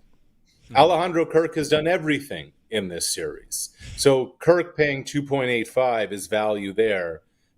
Does something give with Rice tonight? Maybe, but to me, Kirk definitely jumps off the page. Go back to the top, Colson. What about the over/under? 8. Yeah, I leave that one alone tonight. Back away, not today. Disco late day. Because just when the bullpen door opens, all bets are off. Yeah. Okay.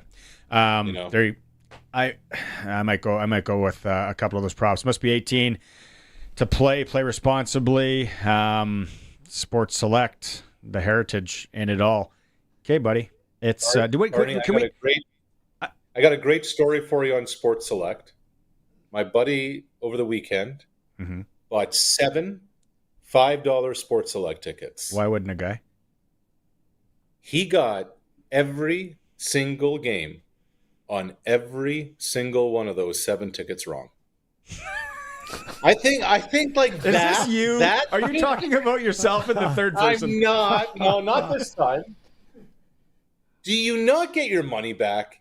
Can you not just go to the kiosk and say, "Hey, look, I got 7 tickets. Not one was right." Give me You set that up so well. I thought you were going to say you won.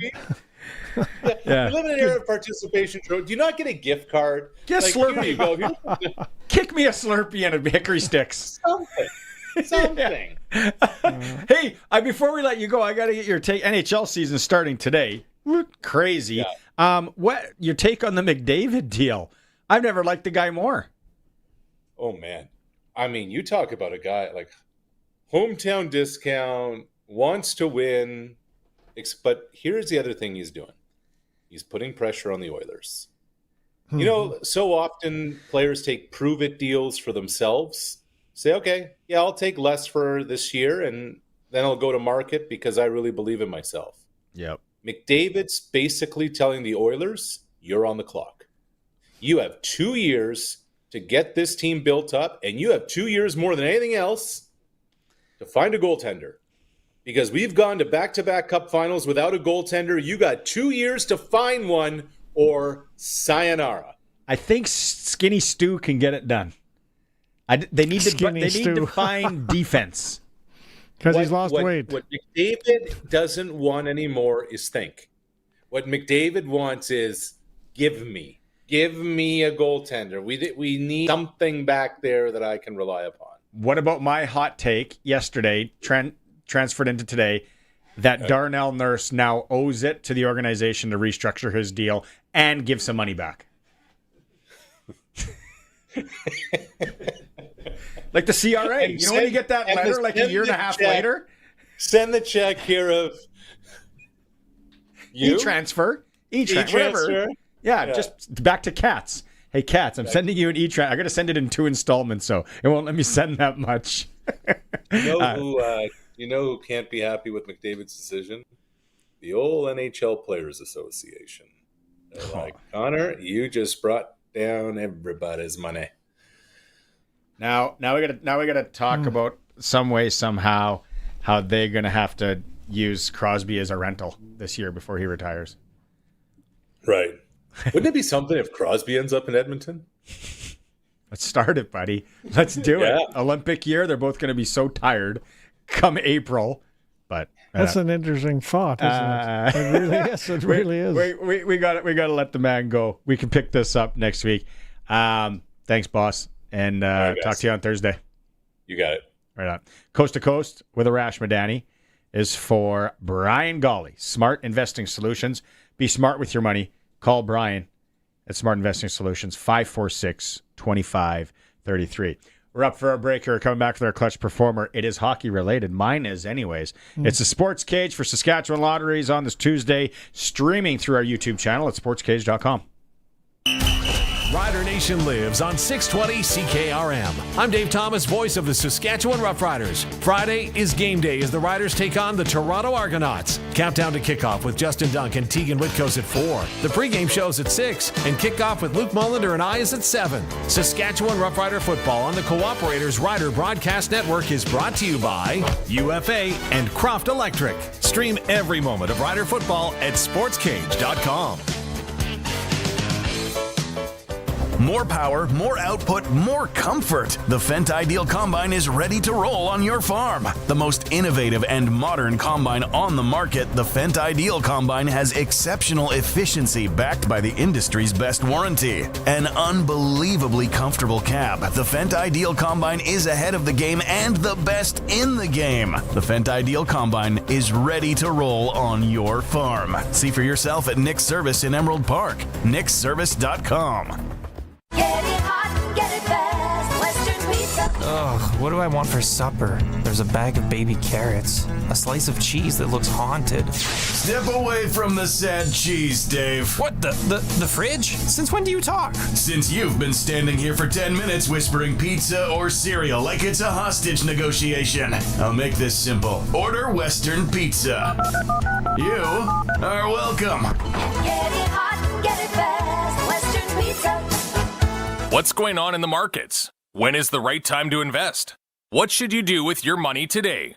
When Linda had questions, she talked to Brian Golly. He's always well prepared and has answers for us. We take it as gospel, and he's led us down the right path so far. You don't have to plan your financial future alone. Call Brian Golly of Smart Investing Solutions. 306-546-2533. We would recommend Brian anytime, and we would recommend him to anybody. October is Customer Appreciation Month at Extreme Hockey and Umbrella Marketing. It's pretty easy. Just submit your receipt for your corporate or team apparel order, and you could be one of the lucky winners at month end to receive up to $1,000 back towards your purchase. Locally owned, community-oriented, and customer-focused. And of course, don't forget about their price match guarantee.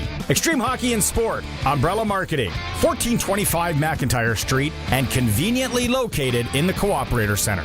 The Sportscage Clutch Performer for Nick's Service in Emerald Park. Your local Massey Ferguson Challenger, Rogator, Gleaner, and Fendt dealer. Call 781-1077. Okay, I'll go first, Colson, as you load yours. I got to say, this is pretty impressive.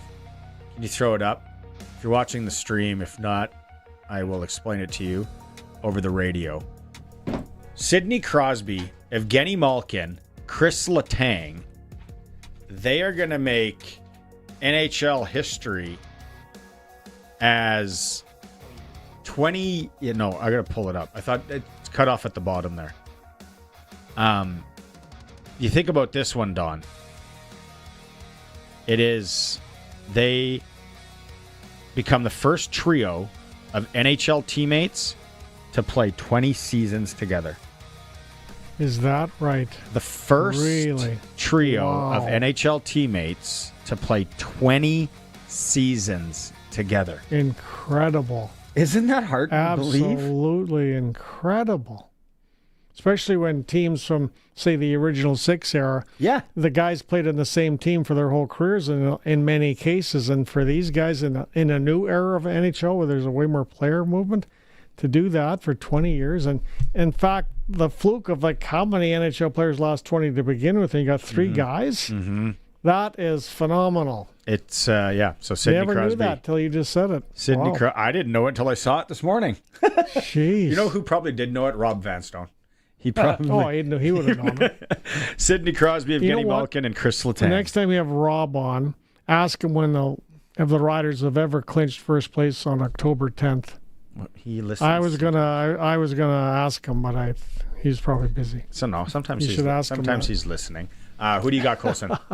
So I can't show it because it's or I can't play it because it's got music in it, and that'll get us flagged. But you know the song like "I Get Knocked Down." Yeah, Chumbawamba. Yeah, somebody put that over Trevor Lawrence falling and then getting back up and scoring, and I laughed really hard when I found it. So I'm gonna retweet it on the Sportscage if you want to go have a listen. And now I'm also picturing you freaking out over the tie. With this playing in the background. No, this is dead honest story. Oh, I know. I'm sitting watching the game on the main floor by myself, and I am laughing so hard at what just happened. He fell, then he fell again, and then he ran it in, and then I hit my 3 points. I hit my 3-point game. I am laughing out loud. I hear from upstairs, "What is so funny?" I'm like, it's too hard to explain. You have to have action in the game and then see how this guy just fell down and then ran it in. That was amazing though. And then what is going on with the Kansas City Chiefs? Who knows? Anyways, it is Clutch Performer for Nick's Service in Emerald Park. Your local Massey Ferguson, Challenger, Rogator, Gleaner, and Fendt dealer. Call 781-1077. Crosby, Letang, and Malkin. And then where does Crosby end up this year? You know, he says he wants to, most of the time says he wants to play his whole career in Pittsburgh. And of course, half the stadium, though, his mug is on half the stadium on the outside of the building. But you got to think he'd get itchy if Connor McDavid started it. Hey, let's go win a Stanley Cup and when they're in the Olympics together. I mean, it's interesting. So you'd have to take on his salary, which I'm not. And they're now in the cap too. Like the playoffs are now in the cap finally. But so I don't know how that would work out. But then the other thing, difficult, I think. Is so many people still talk about him ending up in Colorado with McKinnon. Unless Darnell Nurse suddenly gets up, injures his pinky finger, and he's out. Darnell, he ends up in a sack somewhere, and they ship him out to Grand Prairie. He wakes up in the bush. Okay. Anyway, we got Chris Milo, former Saskatchewan Roughrider kicker, coming up. It is the Sports Cage, streaming at sportscage.com. 620 CKRM is your home to country's greatest hits and the 90s at 9. 1 full hour featuring the biggest hits of the 90s. Garth, Reba, Alan, Shania, George, and so much more. No cassette tape or CDs required, and 90s mullets are optional.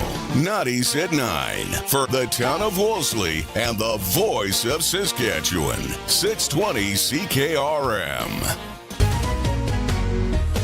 SaskToday.ca is your local news source, proudly serving communities all across Saskatchewan. Sask Today's team of local journalists are on the ground focusing on local topics that matter to you. From agriculture, local community news, sports, and more. Find it all at SaskToday.ca. Sign up for our daily news digest at SaskToday.ca. From Harvard Media, everywhere.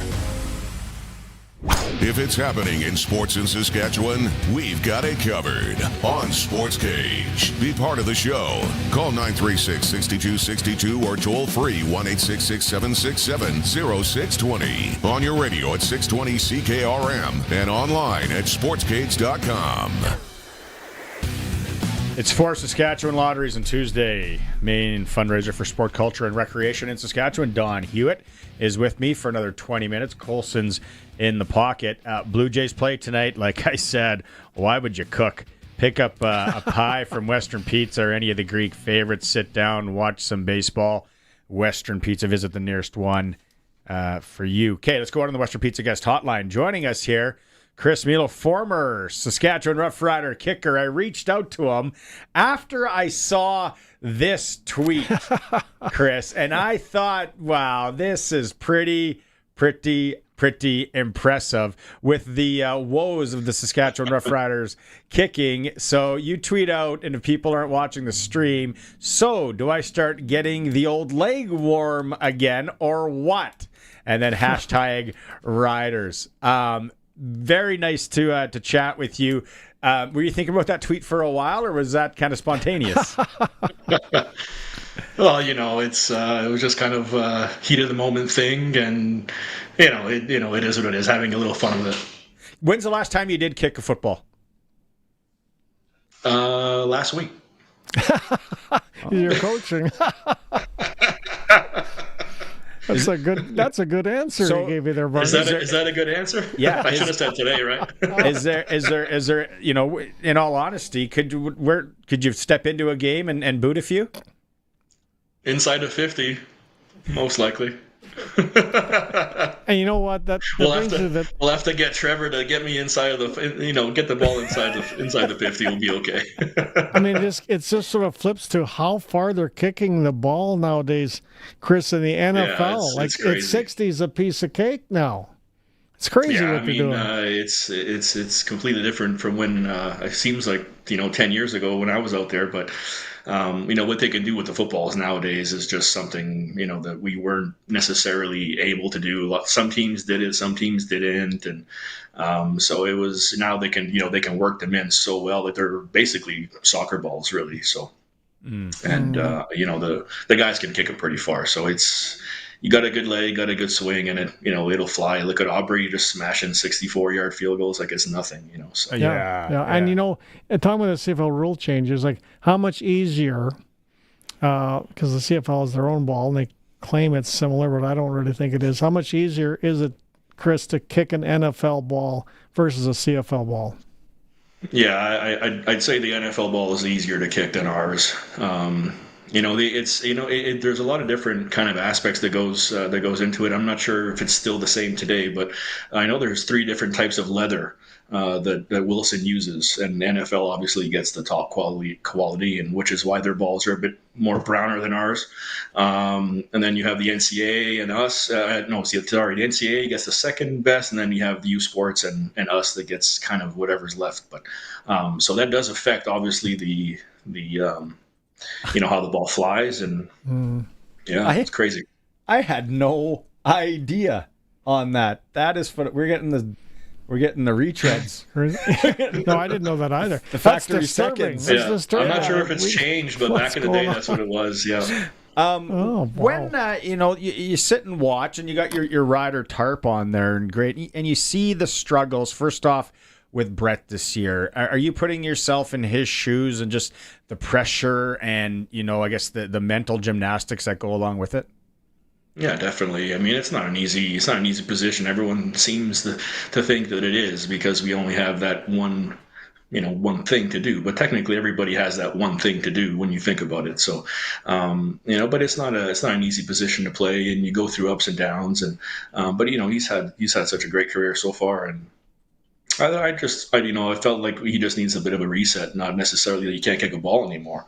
I think he just needed a little bit of a take a step back, see what's up. And I know he just had a baby as well. Things in life change as well. So lots of things going on, but he definitely still has a great leg. And, at the end of the day, it'd be nice to come out there just even to spend some time with him, just to see where he's at, between the years. And, at the end of the day, that's really what it is, because he's made those big kicks for us and throughout his career. And, we have 2 games left before the playoffs, and hopefully we get this bye after the Friday game. But we're gonna have to figure something out before the playoffs come around.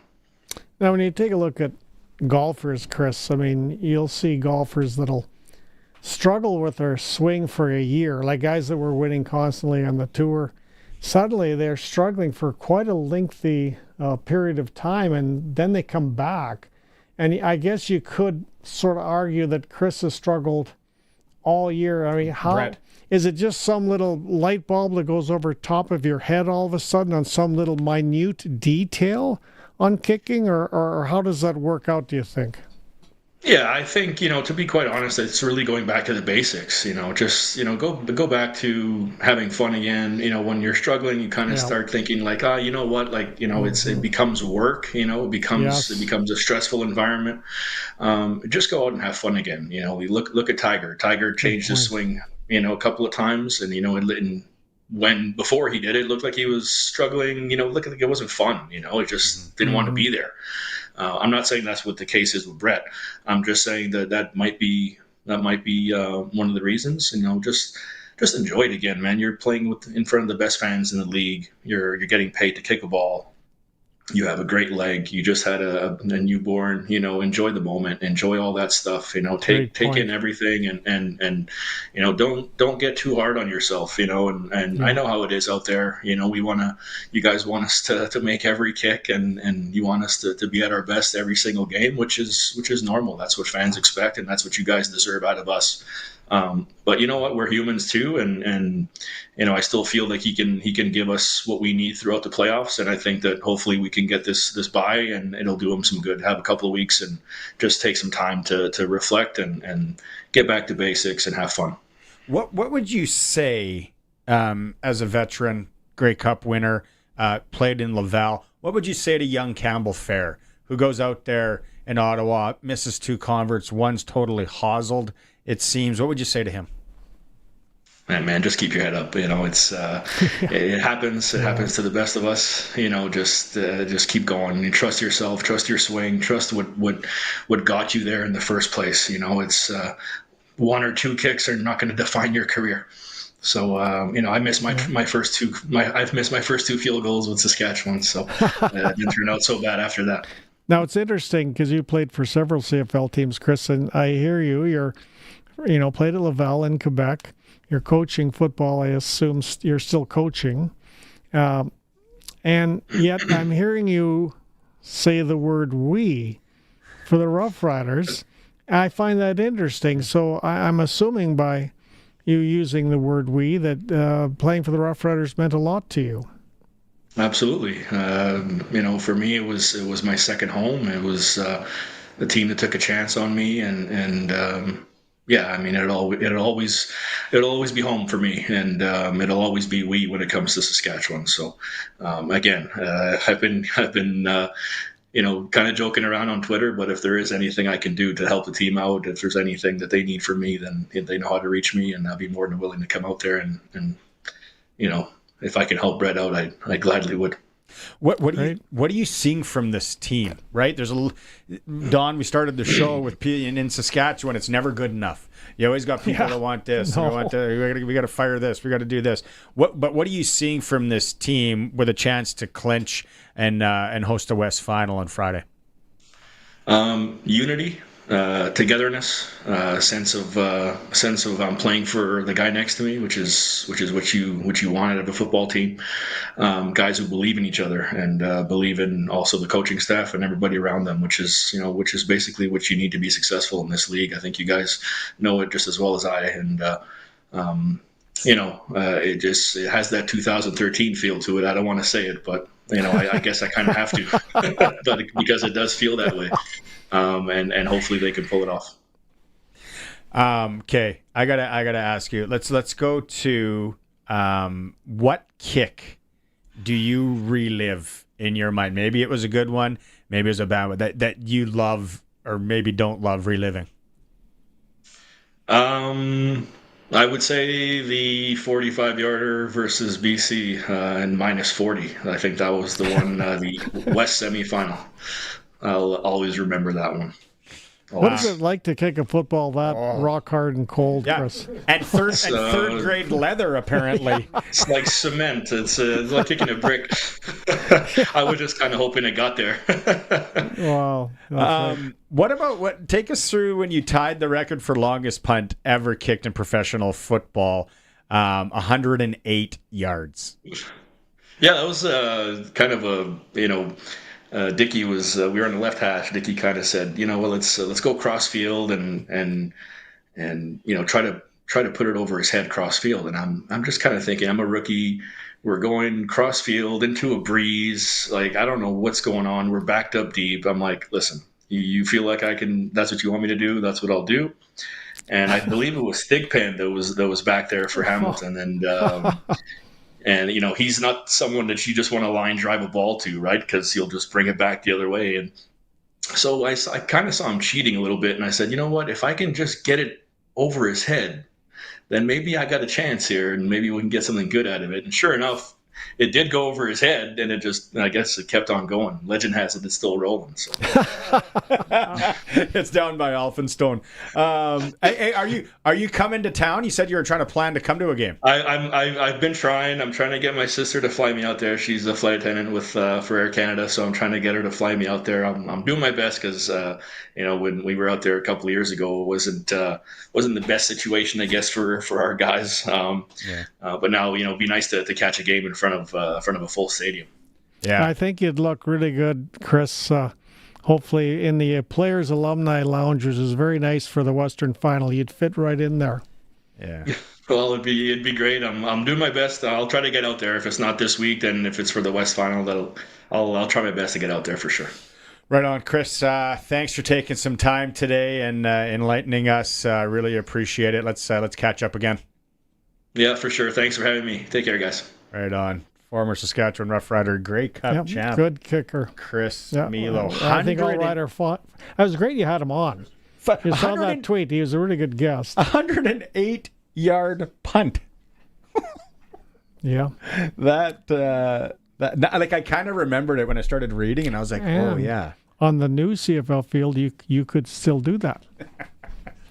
Yeah. So there you go. Yeah, you can. We're coming up to the top of the hour. Don's got 4 more minutes. We'll take a break. We'll come back. It is the Sports Cage. We're on the home of the Riders, 620 CKRM. The ball is snapped. He scans the field. He's going deep. What a play!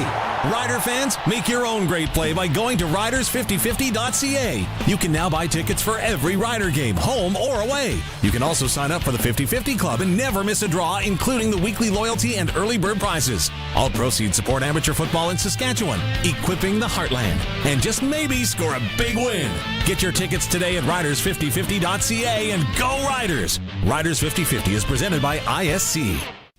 If you've got a Steelcraft garage door, you've got a door with parts manufactured and assembled right here in Canada. A door with better insulation and seal, plus a warranty you're probably never going to use. Combined with a LiftMaster opener, it's the right choice. And if you don't have a Steelcraft garage door, you should get one. And a LiftMaster opener. 100% made by Canadians for Canadians. Steady, tariff-free pricing and great quality, no matter what. Steelcraft door, Steelcraft door, Steelcraft door.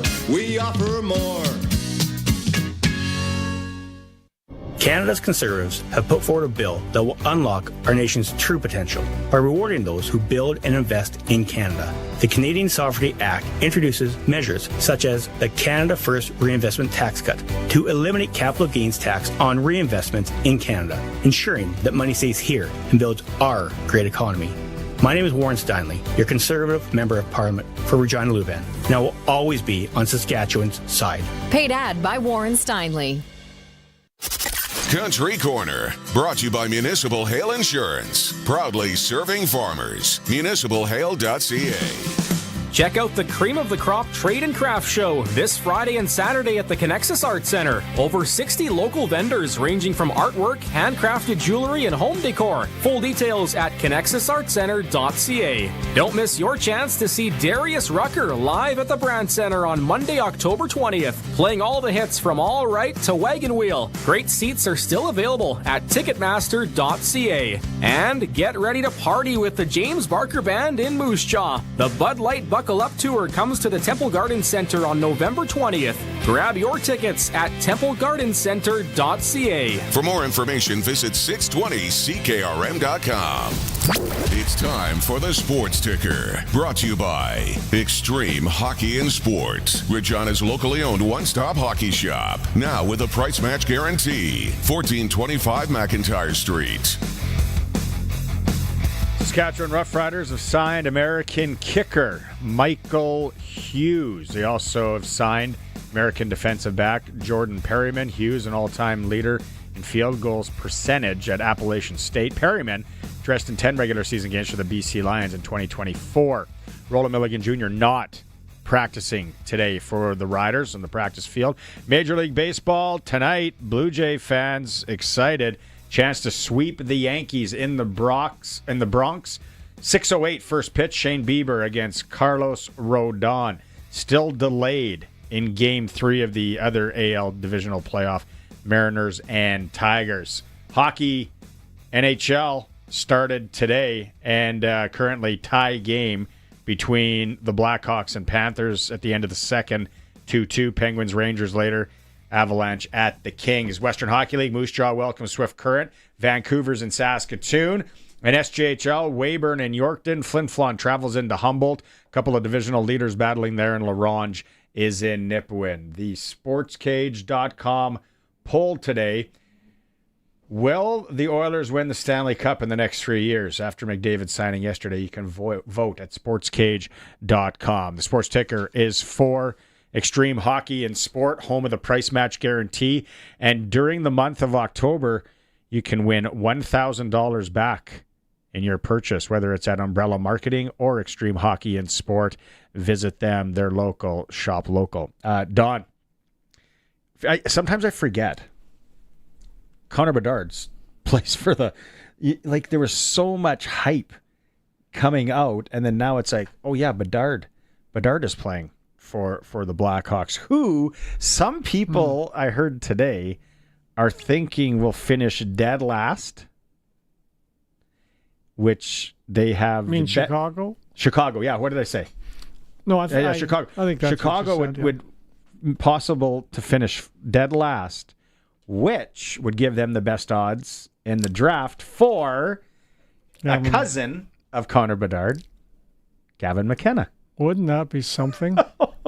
The two cousins, that'd be a heck of a power play. Well, eventually. again, though, it's the NHL. We saw with Bedard, right, when he came in, because he was so dominant offensively in the Western Hockey League. Here's a question. When you go back, Western Hockey League, and when you were covering, and then when I go back, I want to know a player that just stood out for you offensively that you were just like, wow. I honestly, Dale Durkach, the Riders, or the general manager, is certainly one, without doubt, and just how he scored and so effortlessly. It was amazing to watch. I don't know, Barney, if I've ever seen a better offensive player ever. And I'm pretty old to watch Western Hockey League, and I don't know if I've ever seen anybody more dynamic than Connor Bedard. I really don't. Yeah, he would, man. And then like the hype after the World Juniors, and then it was packed barns everywhere, and he's coming back, and he was living up to the expectations. The Pats almost won that series. Well, what he has to do is sort of what we saw with Cole Caulfield last year in the playoffs for Montreal. He's smaller than Bedard, but Caulfield was getting back. He was getting knocked around, but he was getting back into his defensive zones, and he was trying to play defense the best he could, difficult. But that's what we have to see from Connor Bedard. We have to see a little more attention to the defensive game. That may cost him an Olympic spot unless he gets his act together in his own zone. Offensively, yes. It's a gimme offensively, but he's got to play a little bit better of a two-way game. And in fact, Maddox Schultz, that's what I hear about Maddox Schultz. He's more responsible that way than Connor Bedard was. So Connor has to learn both ways. Yeah, that whole Olympic talk, that is going to heat up. I don't know, when the deadline is and all that, but that is going to be a hot button topic. I'm sure we'll be talking about it a lot here. A player, I loved Mike Madani. Mike Madani was my all-time favorite player. PA Raiders, I remember watching him in the Saskatoon Arena, all that. Yes. But a player, and this is off the board, a Western Hockey League player that I was just starting in broadcasting in Swift Current. I remember he came back from the University of Michigan to the Kootenay Ice, and he was just at another level out there when I saw him play in Swift, mind you. Mike Comrie. And then I just pulled it up. He came back from Michigan, 37 games, 79 points that one year. For a small man, and played in the NHL for a long time. And his dad owned the Brick. Yep. Yeah. Cheap sofas for everybody. No, he was a magician with the puck. You're exactly right. Thanks for spending 2 hours today. Well, just tell Glen Suitor that I knew he was coming on, so I bailed out. No, man. He's probably listening. He's probably already on the feed. Thanks, Don. That's Professor Barney. Don Hewitt joining us for Saskatchewan Lotteries on this Tuesday. Quick break. We'll come back. And we start dialing now. 936-6262. Pump Jacks Cathedral Trivia. You're playing for $100 at Pump Jacks today. And the hint is it has to do with Saskatchewan Roughrider kickers. It's a Sports Cage on the home of the Riders, 620 CKRM. We are 620 CKRM Regina, a Harvard media station. Good evening. It's 5 o'clock. I'm Corey Atkinson from the SaskToday.ca newsroom with your 620 CKRM News for Echo Sound in Fort Qu'Appelle. Stay connected with the new cell phone from Echo Sound. Call 306-332-6711. A new 4-space home for adults with intellectual disabilities has officially opened in Regina's Eastview neighborhood. The province contributed $1.2 million for construction and $429,000 this year for operations. Social Services Minister Terry Jensen says the funding helps residents have strong supports and a place of their own. Creative Options Regina operates the home, now housing 3 people with room for 1 more. CEO Michael Levis says the home offers belonging and helps residents reach their full potential in a welcoming community. The Saskatchewan government will not lift its pause on auctioning Crown land this fall. Premier Scott Moe said the Ministry of Agriculture will continue its review after realizing auctions began too soon following updates to the province's duty to consult process. Moe said the pause will continue indefinitely. The NDP's Leroy LaLiberty credited public pressure from Indigenous leaders, cattle producers and hunters, saying the land should stay public and be managed responsibly for future generations. Tomorrow, the Co-op Refinery Complex will run a full emergency response drill. People living nearby may hear alarms and see extra emergency services on site. The refinery says it's a planned exercise and there's no danger to the public. Officials say these drills are part of ongoing safety training for staff and first responders. British Columbia Premier David Eby says a pipeline planned by his counterpart in Alberta, Danielle Smith, hasn't secured a proponent, funding, or environmental assessment approval. He says Smith's plan could only go ahead with billions of dollars in public money, and the provinces other than Alberta should be given a fair shot at proposing their own projects for consideration by Ottawa. It's not the Danielle Smith show, it's the Canadian team. And we all deserve the same opportunity for the same federal funding for our projects that she does for hers. That's not un-Canadian, that is fair. And there is nothing more Canadian than fairness. That is a core national value.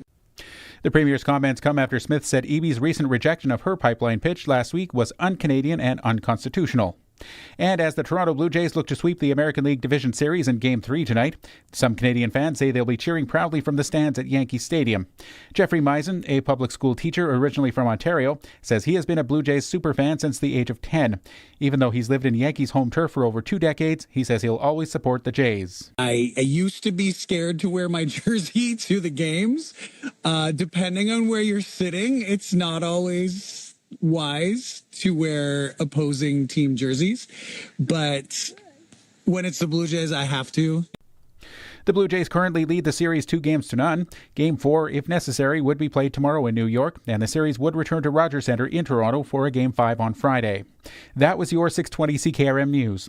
Read more stories from around your community and around the province at sasktoday.ca and 620ckrm.com. Your weather is next. This back-to-school season, don't be prehistoric. Mom, my phone is basically a fossil. Sweetie, your phone's older than a T-Rex. Time to evolve at Echo Sound, your SaskTel authorized dealer. They have new phones, back-to-school deals, internet and Max TV stream, and no extinct data plans. In 2025, there's no excuse to roam with a Jurassic phone. Echo Sound, your SaskTel authorized dealer in Fort Capel, echosound.ca. Brought to you by Line X Regina, Serious Protection Killer Lux, 1865 McCarra Street. Matt's Furniture. Visit mattsfurniture.ca. High pressure will essentially dominate the pattern here for the next several days and nights, despite the minor weather makers moving through. These boundaries are moisture-starved, and with the exception of a bit of passing cloud, we should be looking at mostly clear nights and sunny, comfortable days here through the remainder of the week.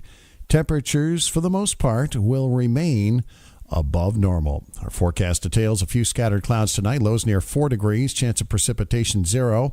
Southeast winds at 15 to 25, mostly sunny and warm tomorrow with a high of 21. South to southeast winds at 15 to 25. Chance of rainfall 0. Clear tomorrow night, lows near +3. North and northwesterly winds at 15 to 25. Golden sunshine Thursday with a high of 16. North and northwest winds at 15 to 30. Will slowly diminish later in the day. Mostly sunny, 19 on Friday. Partly sunny, 22 on Saturday. Maybe some rain by Sunday. With your 620 CKRM Precision Weather Forecast, I'm meteorologist Russ Murley.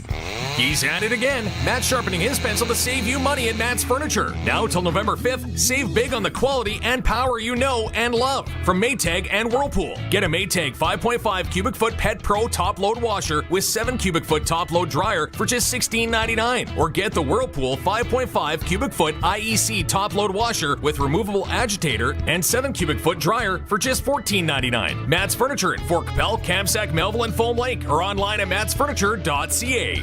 When you want the best for your truck, you want Line X. Your truck has withstood the harshest elements Saskatchewan has thrown at it. Rocks, gravel, rain, sleet, and snow, and left with no chips, no rust. Line X protective coating keeps your truck's bed liners, rocker panels, and bumpers looking like brand new. Don't settle for Brand X. Go with Line X. It's serious protection. Come see why everybody loves taking their truck to Line X Regina for their rocker panels, bumpers, and more. Line X. Make your truck complete. 1865 McCarra Street.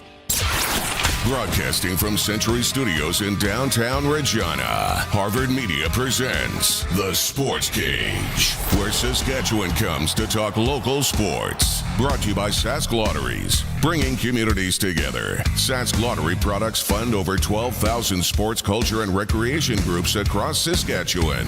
Be part of the show. Call 1-866-767-0620 or text 306-936-6262. The Sports Cage. Streaming at sportscage.com, our YouTube channel, and on the radio at 620 CKRM. Welcome back. Last hour of the show for Saskatchewan Lotteries on this Tuesday. Just myself and Colson now. We're getting ready to play Pump Jacks Cathedral Trivia. 936-6262. You have to call. A chance to win $100 to Pump Jacks Cathedral. 13th and Albert. Kids are allowed till 8. Large selection of local draft, food, and drink specials. Live entertainment every weekend. It will be bumping in there Friday night. Before and after the Rider game, try the dry ribs. Trust me. So 936-6262 if you want to play along with that. We still got some Rider audio coming. Glen Suitor standing by. We will also replay, if you missed it in hour one, interview with Andrew Albers, former Major League pitcher from North Battleford, Saskatchewan, now resides in Saskatoon. We talk about the Blue Jays and Yankees, which go tonight. We talked about it over to the Sports Cage or to sportselect.com. Toronto's a pretty decent dog tonight on the pro line. If you want to play the point spread, Yankees -1 is 168. Toronto's 189. And the over-under, which Arash said don't touch, the over-under is at 8. So, I don't know. Some of the props out there, I don't know enough about baseball, though, Colson. And when Arash was going through that, I'm like, the one that he did like on the props was RBIs, Alejandro Kirk, and against Rice from the Yankees. Kirk, he liked the value of 285.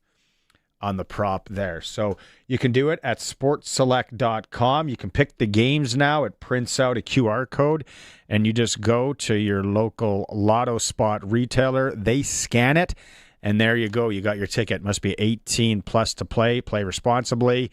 While you're there, look at the future bets. There's some interesting futures on the Stanley Cup, Super Bowl, NBA, NASCAR, everything. Sharky's got to love that NASCAR. Still a lot to get to, like I said, but let's get into it with Glen Suitor.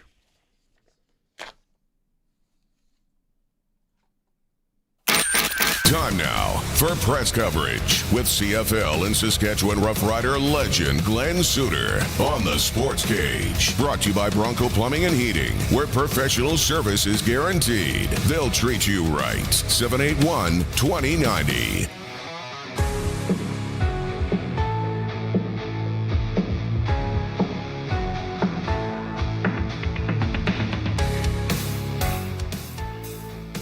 I heard you're offended that the professor left without chatting with you, Glenn.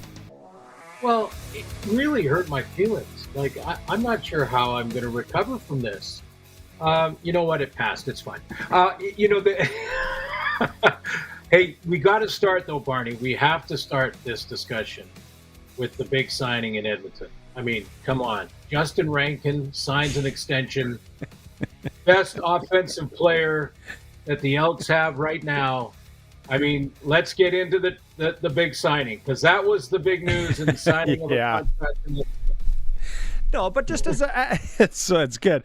As a sports guy, a guy that's been around, commentated a number of different sports, not just football, what a move by McDavid to say, I'm okay with 12.5, whatever, and let's spend the money elsewhere. Yeah, I love it, and I've heard this debate about this is not good for other players and other agents, and agents are going to be mad, and I've said this, no matter if you're making $100,000 or $10 million, if you're playing strictly for the money, you will never get there. Honestly, you'll never get there. It can't be your motivation, because first of all, there'll never be enough. So you're always going to be fighting to get that new, bigger deal. You're going to probably get into some really tough moments, mentally or physically. And either way, you're going to fade away because it's about the money and you're getting paid anyway. So your motivation can't be that. So I love that about this signing. I also love that he kind of sent a message to management by going below market value. But what he did more importantly was tell all of his teammates, the core of that group, that we can win. Guys, this group, I believe in you. The best player in the world believes in that locker room. And that's why he did this. There's really no other reason than he believes that this core group can win a cup and he can be a champion. And so I love that about this signing. You know the one, Barney, that kind of, I don't know, I hate is when a free agent, even a big name, signs with a different team because they're on the road to the cup and they've got this great looking team, and I want to sign with them because that might get me my ring. I never have really liked that path. This is the opposite of that. And I think McDavid, I love it. I mean, I always liked him anyway, but this just seals the deal. I like him more now. I like when guys go, and they have a chance to chase that championship, and they have a chance to do it, especially when they do it on the cheap. And it's not like, when they're going to grease out as much as they can and this and that. When you just want to go win, which, like we talked about, could happen. Like, Sidney Crosby's 1-3, but maybe this year again he goes somewhere. In football, you look. I remember with the Patriots, like Darrelle Revis, came over, signed with the Pats, just wanted to win, and was still a really good player. But to take it a step further, in the CFL, where granted they don't make the huge money that some of these other leagues do, some guys still make some really good money. You got to take care of yourself for after, post football, for sure. Does anything come to mind where you remember a guy maybe taking a little bit of a hometown discount, a little bit less, so the team could be better in the CFL? Yeah, I've seen it a bunch. I really have. In fact, that was my question with regards to Lorenzo Malden. Lorenzo Malden loves Ottawa. He loves the city. His daughter was born there. Mm-hmm. He was, I think, and I haven't asked him directly, but I think he would have taken a hometown discount to sign as a free agent this coming off season. They didn't think that, clearly, because they wanted to get something for him before he became a free agent. But I've seen it many, many times. And again, I like it, especially when it's a big name quarterback. We all have to make a living. And, I never begrudge someone for trying to make a bigger deal or get a bigger contract. Or, look at Kenny Lawler and how he bounced around in Winnipeg and signed the bigger deal, with a different team after leaving a team that had been to the Cup 2 years in a row or whatever it was. And then, the grass isn't always greener. And if your motivation is strictly money, again, I just don't think it's enough. It's just not enough to get that little extra edge you need to be a champion. Okay, we have you Thursday. We'll talk a lot about the Argo game and a chance for the Riders to get that West final here at Mosaic. But let's go back to Ottawa. And I said it, and it's, I think it was the echoing theme on the post-game show as well, is that game felt like a blowout. And it was a 7-point game, and Ottawa hung around. They were playing for their lives, but the way it was going, if you would have put me to sleep at halftime or early third quarter and woke me up the next day, I would have thought the Riders would have won by 20, 30 points. Mm-hmm. Yeah, it did feel like that. And they, self-destructed in a couple of drives and, still trying to regain that chemistry with the starting receiving core. And that's nothing but good news going forward. And with the playoffs right around the corner, that those guys are back. I wouldn't be too concerned with that. Part of the rules in Canadian football lend itself to these type of games where you think the much better team is not blowing this team out. They're hanging around because there's been 3 2-and-outs in a row by the Riders, and all of a sudden Dustin Crum has something going on offense. It's partly due to how the game is timed.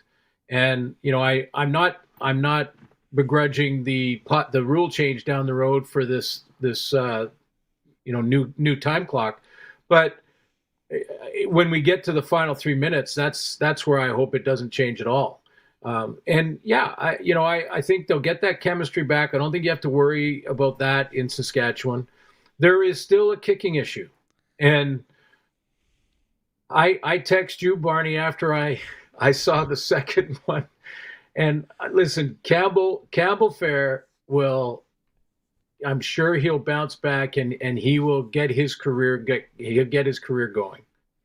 But you know how many times we have said the spotlight or the stage wasn't too big for this player. When the player has a good game as a rookie in his first game or second game, and I often have said it, the stage and the spotlight was not too bright for this guy. He fit in. That's the first thing. Well, that's the opposite for Fair. The spotlight that's an example of not being ready. And that's why the Riders went out and signed another kicker. Yeah. Today. So I'm not surprised at all. And I'm not questioning that Brett is injured. I know that's been thrown around, and maybe even we last week suggested a little bit that they might be just trying to look at this guy, but I don't think for a second they're faking anything here. It's just if he gets healthy, it looks like it's Brett Lowther's opportunity to. Yeah, I don't think you can waver from it now. Michael Hughes signed today. If people missed it, American kicker. He was the all-time leader in field goal percentage at Appalachian State. Glenn, and we talked about receivers coming back, which is a good thing. There's no doubt about that. We have, riches there on the receiving side. Why am I surprised? Why am I thinking and wanting more from a Joe? Because we had, I want to say it was 2 games, and I feel the same way.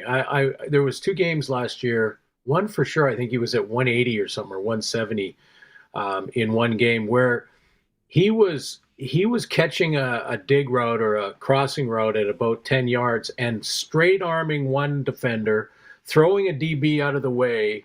And he started to look a little bit like it was a man playing against boys at times. And I think that's why, with that great enthusiasm that he also brings, and then having a big game like that, and then you say, okay, now the bar's set that high, a Joe can be this guy, so we expect it every time.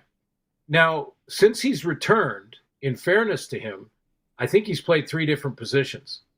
And he's got to settle into one of those, whichever, it's good to be versatile, don't get me wrong, but they want to get their spots. Schaefer Baker, Emelis, a Joe, settle into your spots so that the reads. I used to say that when we got too complicated on defense, everybody was thinking back there and we were always a second behind. If we oversimplified it, keep it simple, stupid, right? Yeah. Keep it simple, man. And then we could take the game, we can take our own personal games, like whether it be to distract a receiver like Alan Pitts so that he doesn't think I'm going to be there and then I show up and things like that. You can take your own game to another level when the actual call from the coach is simple. So, I think there's got to be a little bit of that too from Mark Mueller and just sort of say, let's go back to our base stuff and make sure these receivers are in the groove. And once they're in the groove, then we can go back and open the playbook up even more. And they got a couple of regular season games to do that. Defensively, Riders sign American defensive back Jordan Perryman. dressed in 10 games for the BC Lions last year. Bringing in these defensive guys, they're not sitting on their hands. Mind you, there are some injuries. They got to do that. The positives of the Riders getting out there and bringing in some of these guys, the guys that have played in the league or guys with NFL pedigree. It is, late in the season, but they are making these because the writing's on the wall. This is the year. There is the chance to hoist the Grey Cup. Yeah, I mean, they take care of business, and they're playing against a third-string quarterback this weekend, and they take care of business there. Their first place and the bye to the final, one game away from going to the Cup. So absolutely take care of that. I mean, all it takes for Corey Mace is to go back, get the video from the Montreal game when McLeod Bethel-Thompson made two young corners look like that the spotlight was too big for them. And now one of them in Sapp has played better over the last couple of games, but this is why you make sure you have the depth you need and bring them in now so that there's 2 or 3 weeks before that playoff game where they can get the playbook down and get comfortable as you can in 2 or 3 weeks. But yeah, no, that you got to do it. You got to do it in any position where you feel. And Tavon Campbell's has been missed. He has been missed in a big way. Unbelievable. Yeah, and Sales banged up, Milligan banged up. Very interested to what happens on Friday. And I said this earlier, probably going to find out more tomorrow, definitely more on Thursday, where these guys are, because yes, it is a chance to clinch things at home and then maybe look at some rest. But also, where do you stand on if a guy's 70, 80, do you sit him and roll the dice with what you got? Yeah. If once first is clinched, and because that is, to me, is so important. You can get that one game to the Grey Cup in your own park with that crowd. I mean, best chance, right? It doesn't guarantee you anything, but best chance. So that's important. What you get when that is locked up, I've always said, especially with quarterbacks, I would rather them be rusty for a drive or two in the playoff game than have Trevor Harris follow through on a throw, hit his passing arm thumb on a helmet, and have a sprained thumb where he can't grip the ball in the playoffs. I've seen it way too many times. So what you also do is, as a coach, Barney, is you don't drop your expectation. You just say, you're the number 2 quarterback. We expect you to play at the same high level and get this offense running, because you get the chance in this last regular season game to go out and get some reps that are going to be important if we do need you in the playoff run. So the expectation doesn't change, just the player. And if Emelis or Schaefer Baker is still feeling the muscle or there's a little bit of an issue, no. Play the young guys, get to the playoffs with the best players you have, and that's your best chance to win. So you're saying you play them Friday, even if they're at that 70%? 70 is a little low. I'd be careful with that. And this team's got great depth there too. So that's. What about the defensive side of the ball? Try these new guys out. Yep.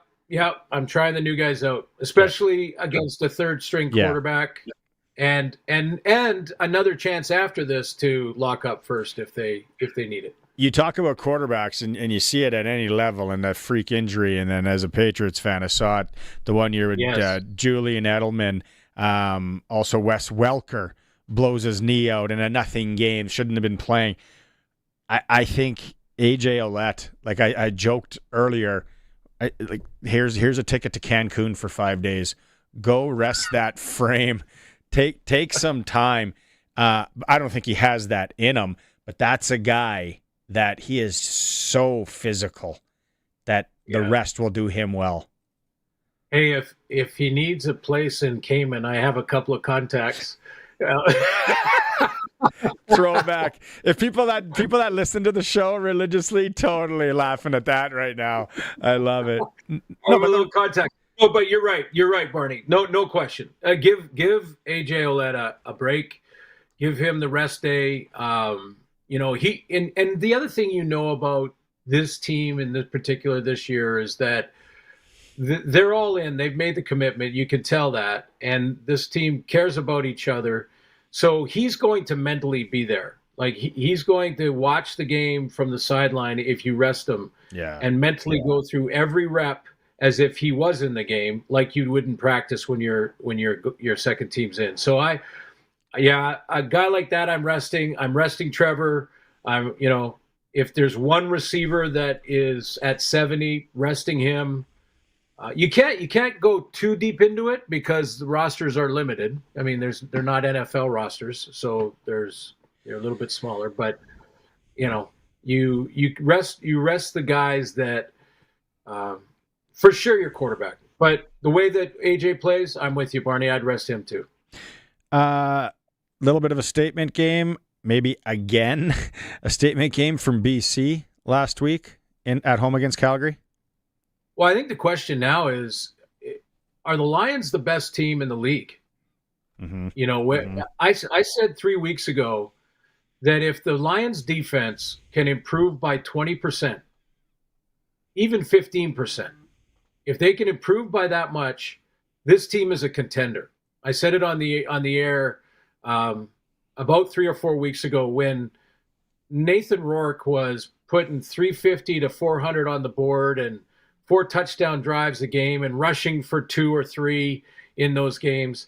And I think over the last 3 weeks, the defense has improved by at least 20%. In fact, if you just take Matthew Betts' performance over the last few games, it's by more than 20%.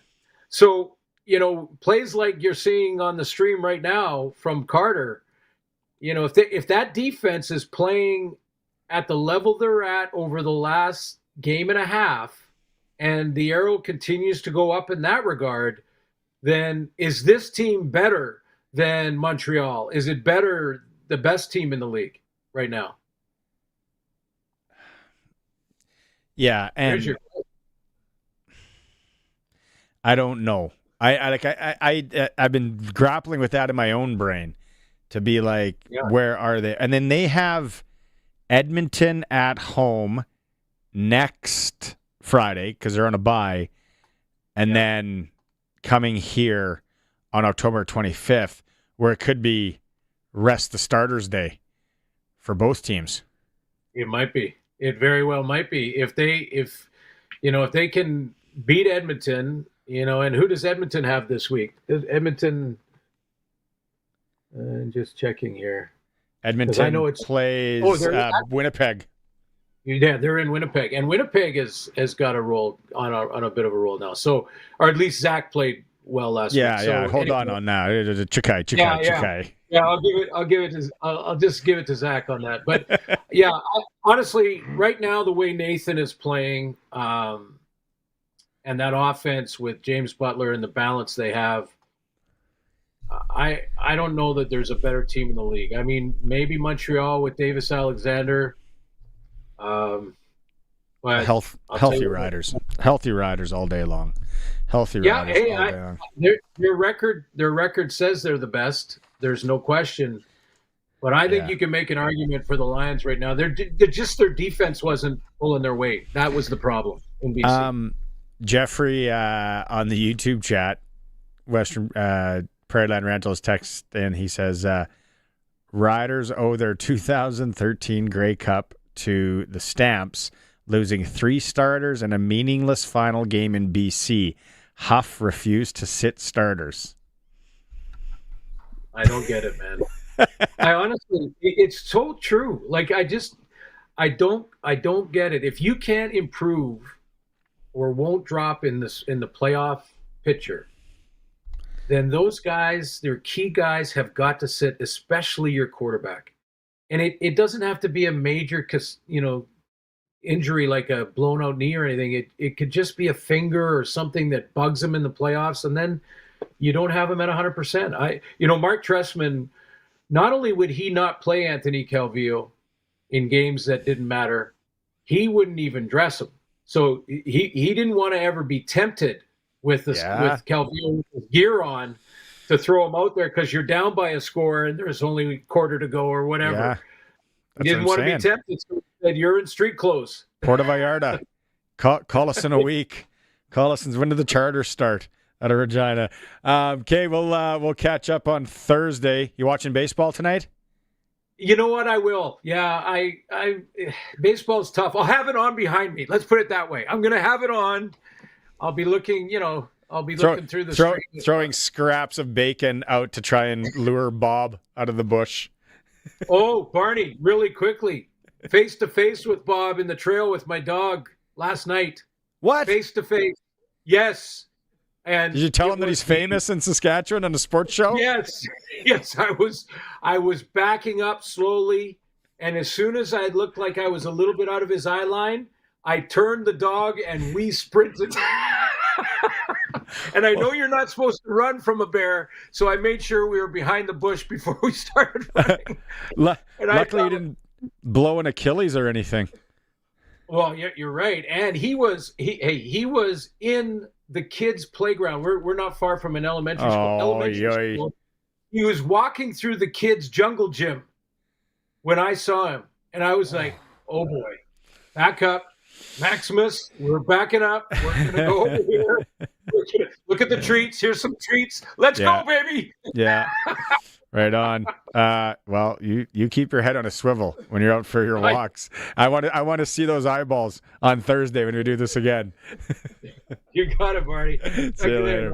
Press coverage with Glen Suitor for Bronco Plumbing and Heating, where professional service is guaranteed. If your furnace is on the fritz, some of these mornings and nights have been cold, you better call Bronco Plumbing and Heating. They're going to treat you right. 781-2090. All right, Colson's we got the phone lines figured out here. If you want to try and play Pump Jacks Cathedral Trivia, 936-6262. You're playing for $100. You got to call in. You got 10 seconds to answer a question based on rider kickers. 936-6262. It's a Sportscage on the home of the Riders, 620 CKRM.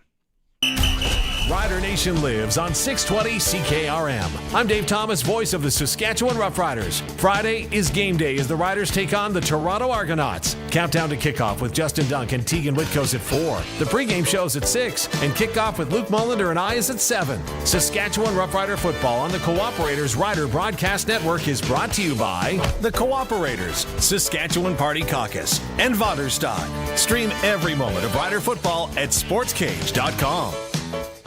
Back to our regular spot, Pump Jacks Cathedral. You know, I thought Pump Jacks was a kind of boot polish till last month. What are you getting? Kerwin's crispy ribs and a cold pint of local craft. Crispy, meaty, beautiful. You had me at meaty. Plus, we got live music on the weekends, big screens. This place is basically my second marriage. And way cheaper than the first. On the corner of Albert and 13th, Pump Jacks Cathedral Saloon and Steakhouse. Come early, stay late. The place where friends meet. SEIU West members are Stores Person, Unit Assistant, Finance Officer, Unit Clerk, Recreation Coordinator, Youth Care Worker, Medical Laboratory Technologist, Power Engineer, Office Administrative Assistant, Maintenance Services Worker, Medical Transcriptionist, Medical Office Assistant, File Clerk, Medical Laboratory Assistant, Pharmacy Technician. The backbone of your public health care system. Learn more at SEIUWest.ca. It's time for the Sports Ticker, brought to you by Steelcraft Doors Regina, made in Western Canada for Western Canadians.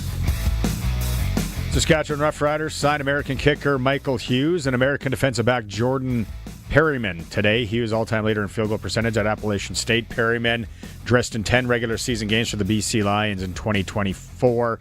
Roland Milligan Jr. not on the field, did not participate in practice today. Blue Jays, Yankees, 6:08, first pitch in the Bronx. Shane Bieber versus Carlos Rodon, who Vladimir Guerrero has owned. Seattle and Detroit, they're tied 1-1. That game is in the end of the second, and it's 0-0. They're tied 1-1 in the series. NHL starting today. 7 minutes and 50 seconds left. Panthers up 3-2 on the Blackhawks. Rangers and Penguins later, and then the Kings host the Avalanche in the late cap. SJHL, Weyburn's in Yorkton. Flin Flon travels to Humboldt. Nipawin plays welcome to Larange. WHL, Moose Jaw is home to Swift Current. Vancouver's in Saskatoon. Sports ticker in hour 3 is for Regina Steelcraft Doors, made in Western Canada for Western Canada. You can now see them at their 40,000 square foot location on Park Street. All right, Colson, let's get in to Pump Jack's Cathedral Trivia. It's time for Sportscage Trivia for Pump Jacks. Great food, cold local draft, and a place that feels like home. All right, Pump Jacks Cathedral, 13th and Albert, will be buzzing on Friday before and after the Rider game. The kids are allowed until 8. There's live entertainment every weekend, and I'm serious. Try the soup, I'm told, but I have tried the dry ribs. Lots of local draft as well and food specials. All right. Joining us for Pump Jacks Cathedral Trivia today, Wade in Regina. Wade, you're going to have 10 seconds. You ready to do this? Yes. All right. It's based on our interview with Chris Milo in hour 2. Now, the question is, as we get the clock ready to go here, Milo tied the record for longest punt ever kicked in professional football when he was with the Riders. How far did he punt the ball? 102 yards, 110 yards, or 108 yards? I'm going to say 102. Wade. That's okay. It's 108. You still get a lunch on us at Pump Jacks Cathedral. So not all is lost. Do you got a score? Do you got a score for this Friday's game when Toronto comes to town? Again, I'm going to say about 35 for the Riders and 25 for Toronto or the other team, whichever. High-scoring game. All right, Wade, stay on the line. Colson's going to take your information, and we'll get you that lunch. Thanks for playing Pump Jacks Cathedral Trivia next week. That means we play for $150. You got to call in. You got to be like Wade. It was 108 yards that Chris Milo kicked it. If you missed that interview, if you missed any of the show, hour 1, hour 2, go back and listen to it in podcast form. It's all there wherever you listen to podcasts. There's still a few minutes here to play SaskTel Pick the Score. What's the score? Friday night, Argos Riders. Can you be like Wade? Maybe picking a higher score. Kickoff 7 p.m. You got a chance to win tickets. Colson has them in his hands right now, and also a chance to win a $200 SaskTel gift card. It is the Sports Cage, streaming at sportscage.com. Football's in full swing, hockey's heating up, and the baseball playoffs are just around the corner. There's only one place you need to be, Pump Jack's Cathedral. Catch every game on the big screens with 30 beers on tap, Wing Wednesdays, and Pump Jack's famous pub-style beer-battered fish and chips. Or go big with a full rack of ribs. You've earned it.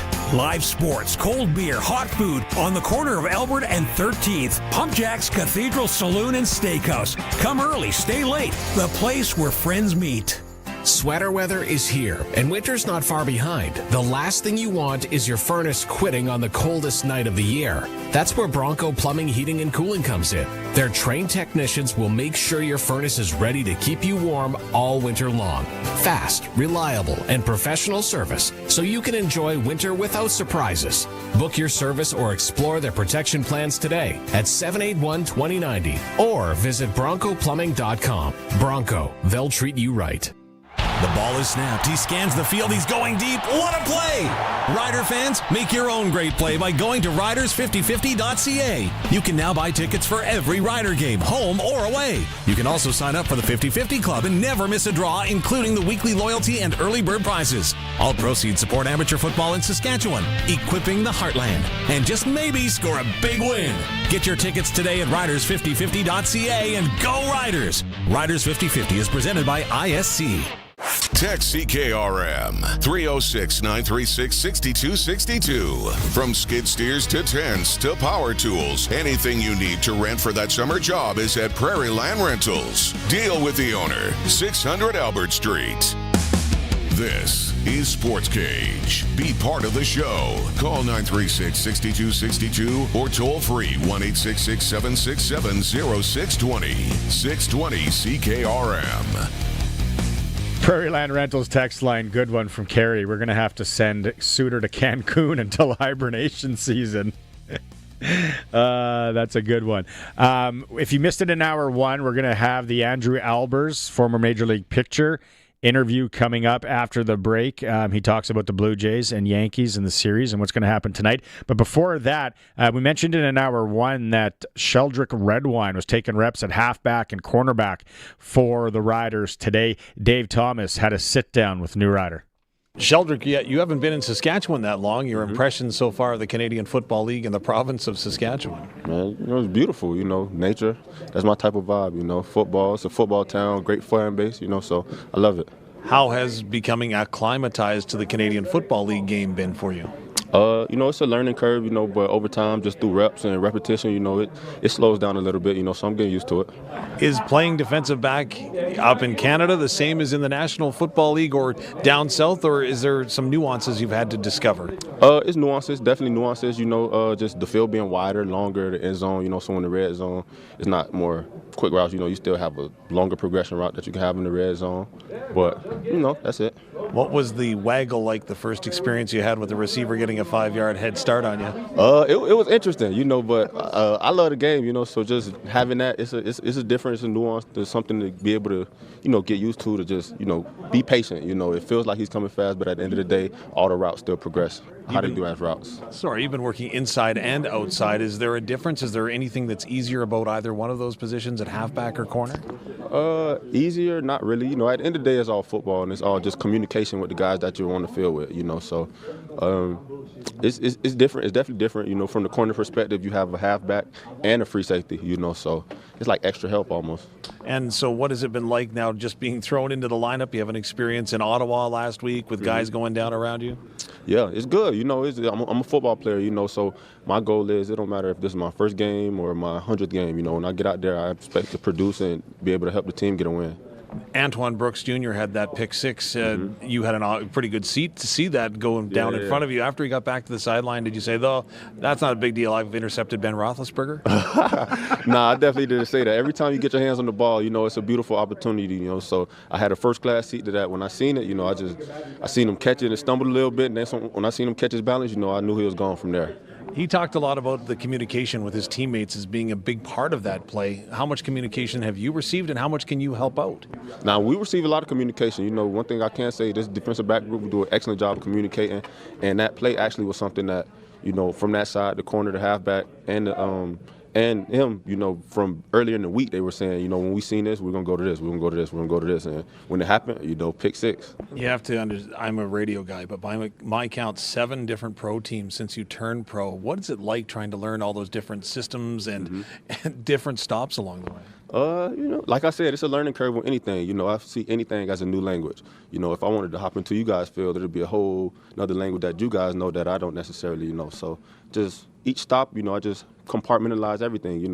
Football essentially is a universal language, So every stop, cover 3 is going to be cover 3, cover 2 is going to be cover 2. It's just different terminologies necessarily. So it's really just learning the different languages of each team that you go to. And you've got Toronto coming in this week against a quarterback that doesn't have a lot of recent film on him. Does that make your job of preparing harder? Not really. At the end of the day, it's just preparation and being where you're designed to be, when the play comes. What is it like to get an interception in the National Football League? What is it? It's good. It feels good. How I feel like as a football player, I've been doing this since I was 4 years old. It's week to week. You have a good week on the Sundays or the Saturdays. You feel good, but you got to go. So keep going. You need to know what's going on in Regina, so get the scoop with the Regina Today newsletter, your backstage pass to everything happening in the city. It's quick, it's free, it's Regina Unfiltered. Get it straight to your inbox. Find the link to sign up at 620ckrm.com or text news to 306-936-6262 and get the link delivered right to your phone. Regina Today from sastoday.ca. Don't miss out. The ball is snapped. He scans the field. He's going deep. What a play! Rider fans, make your own great play by going to riders5050.ca. You can now buy tickets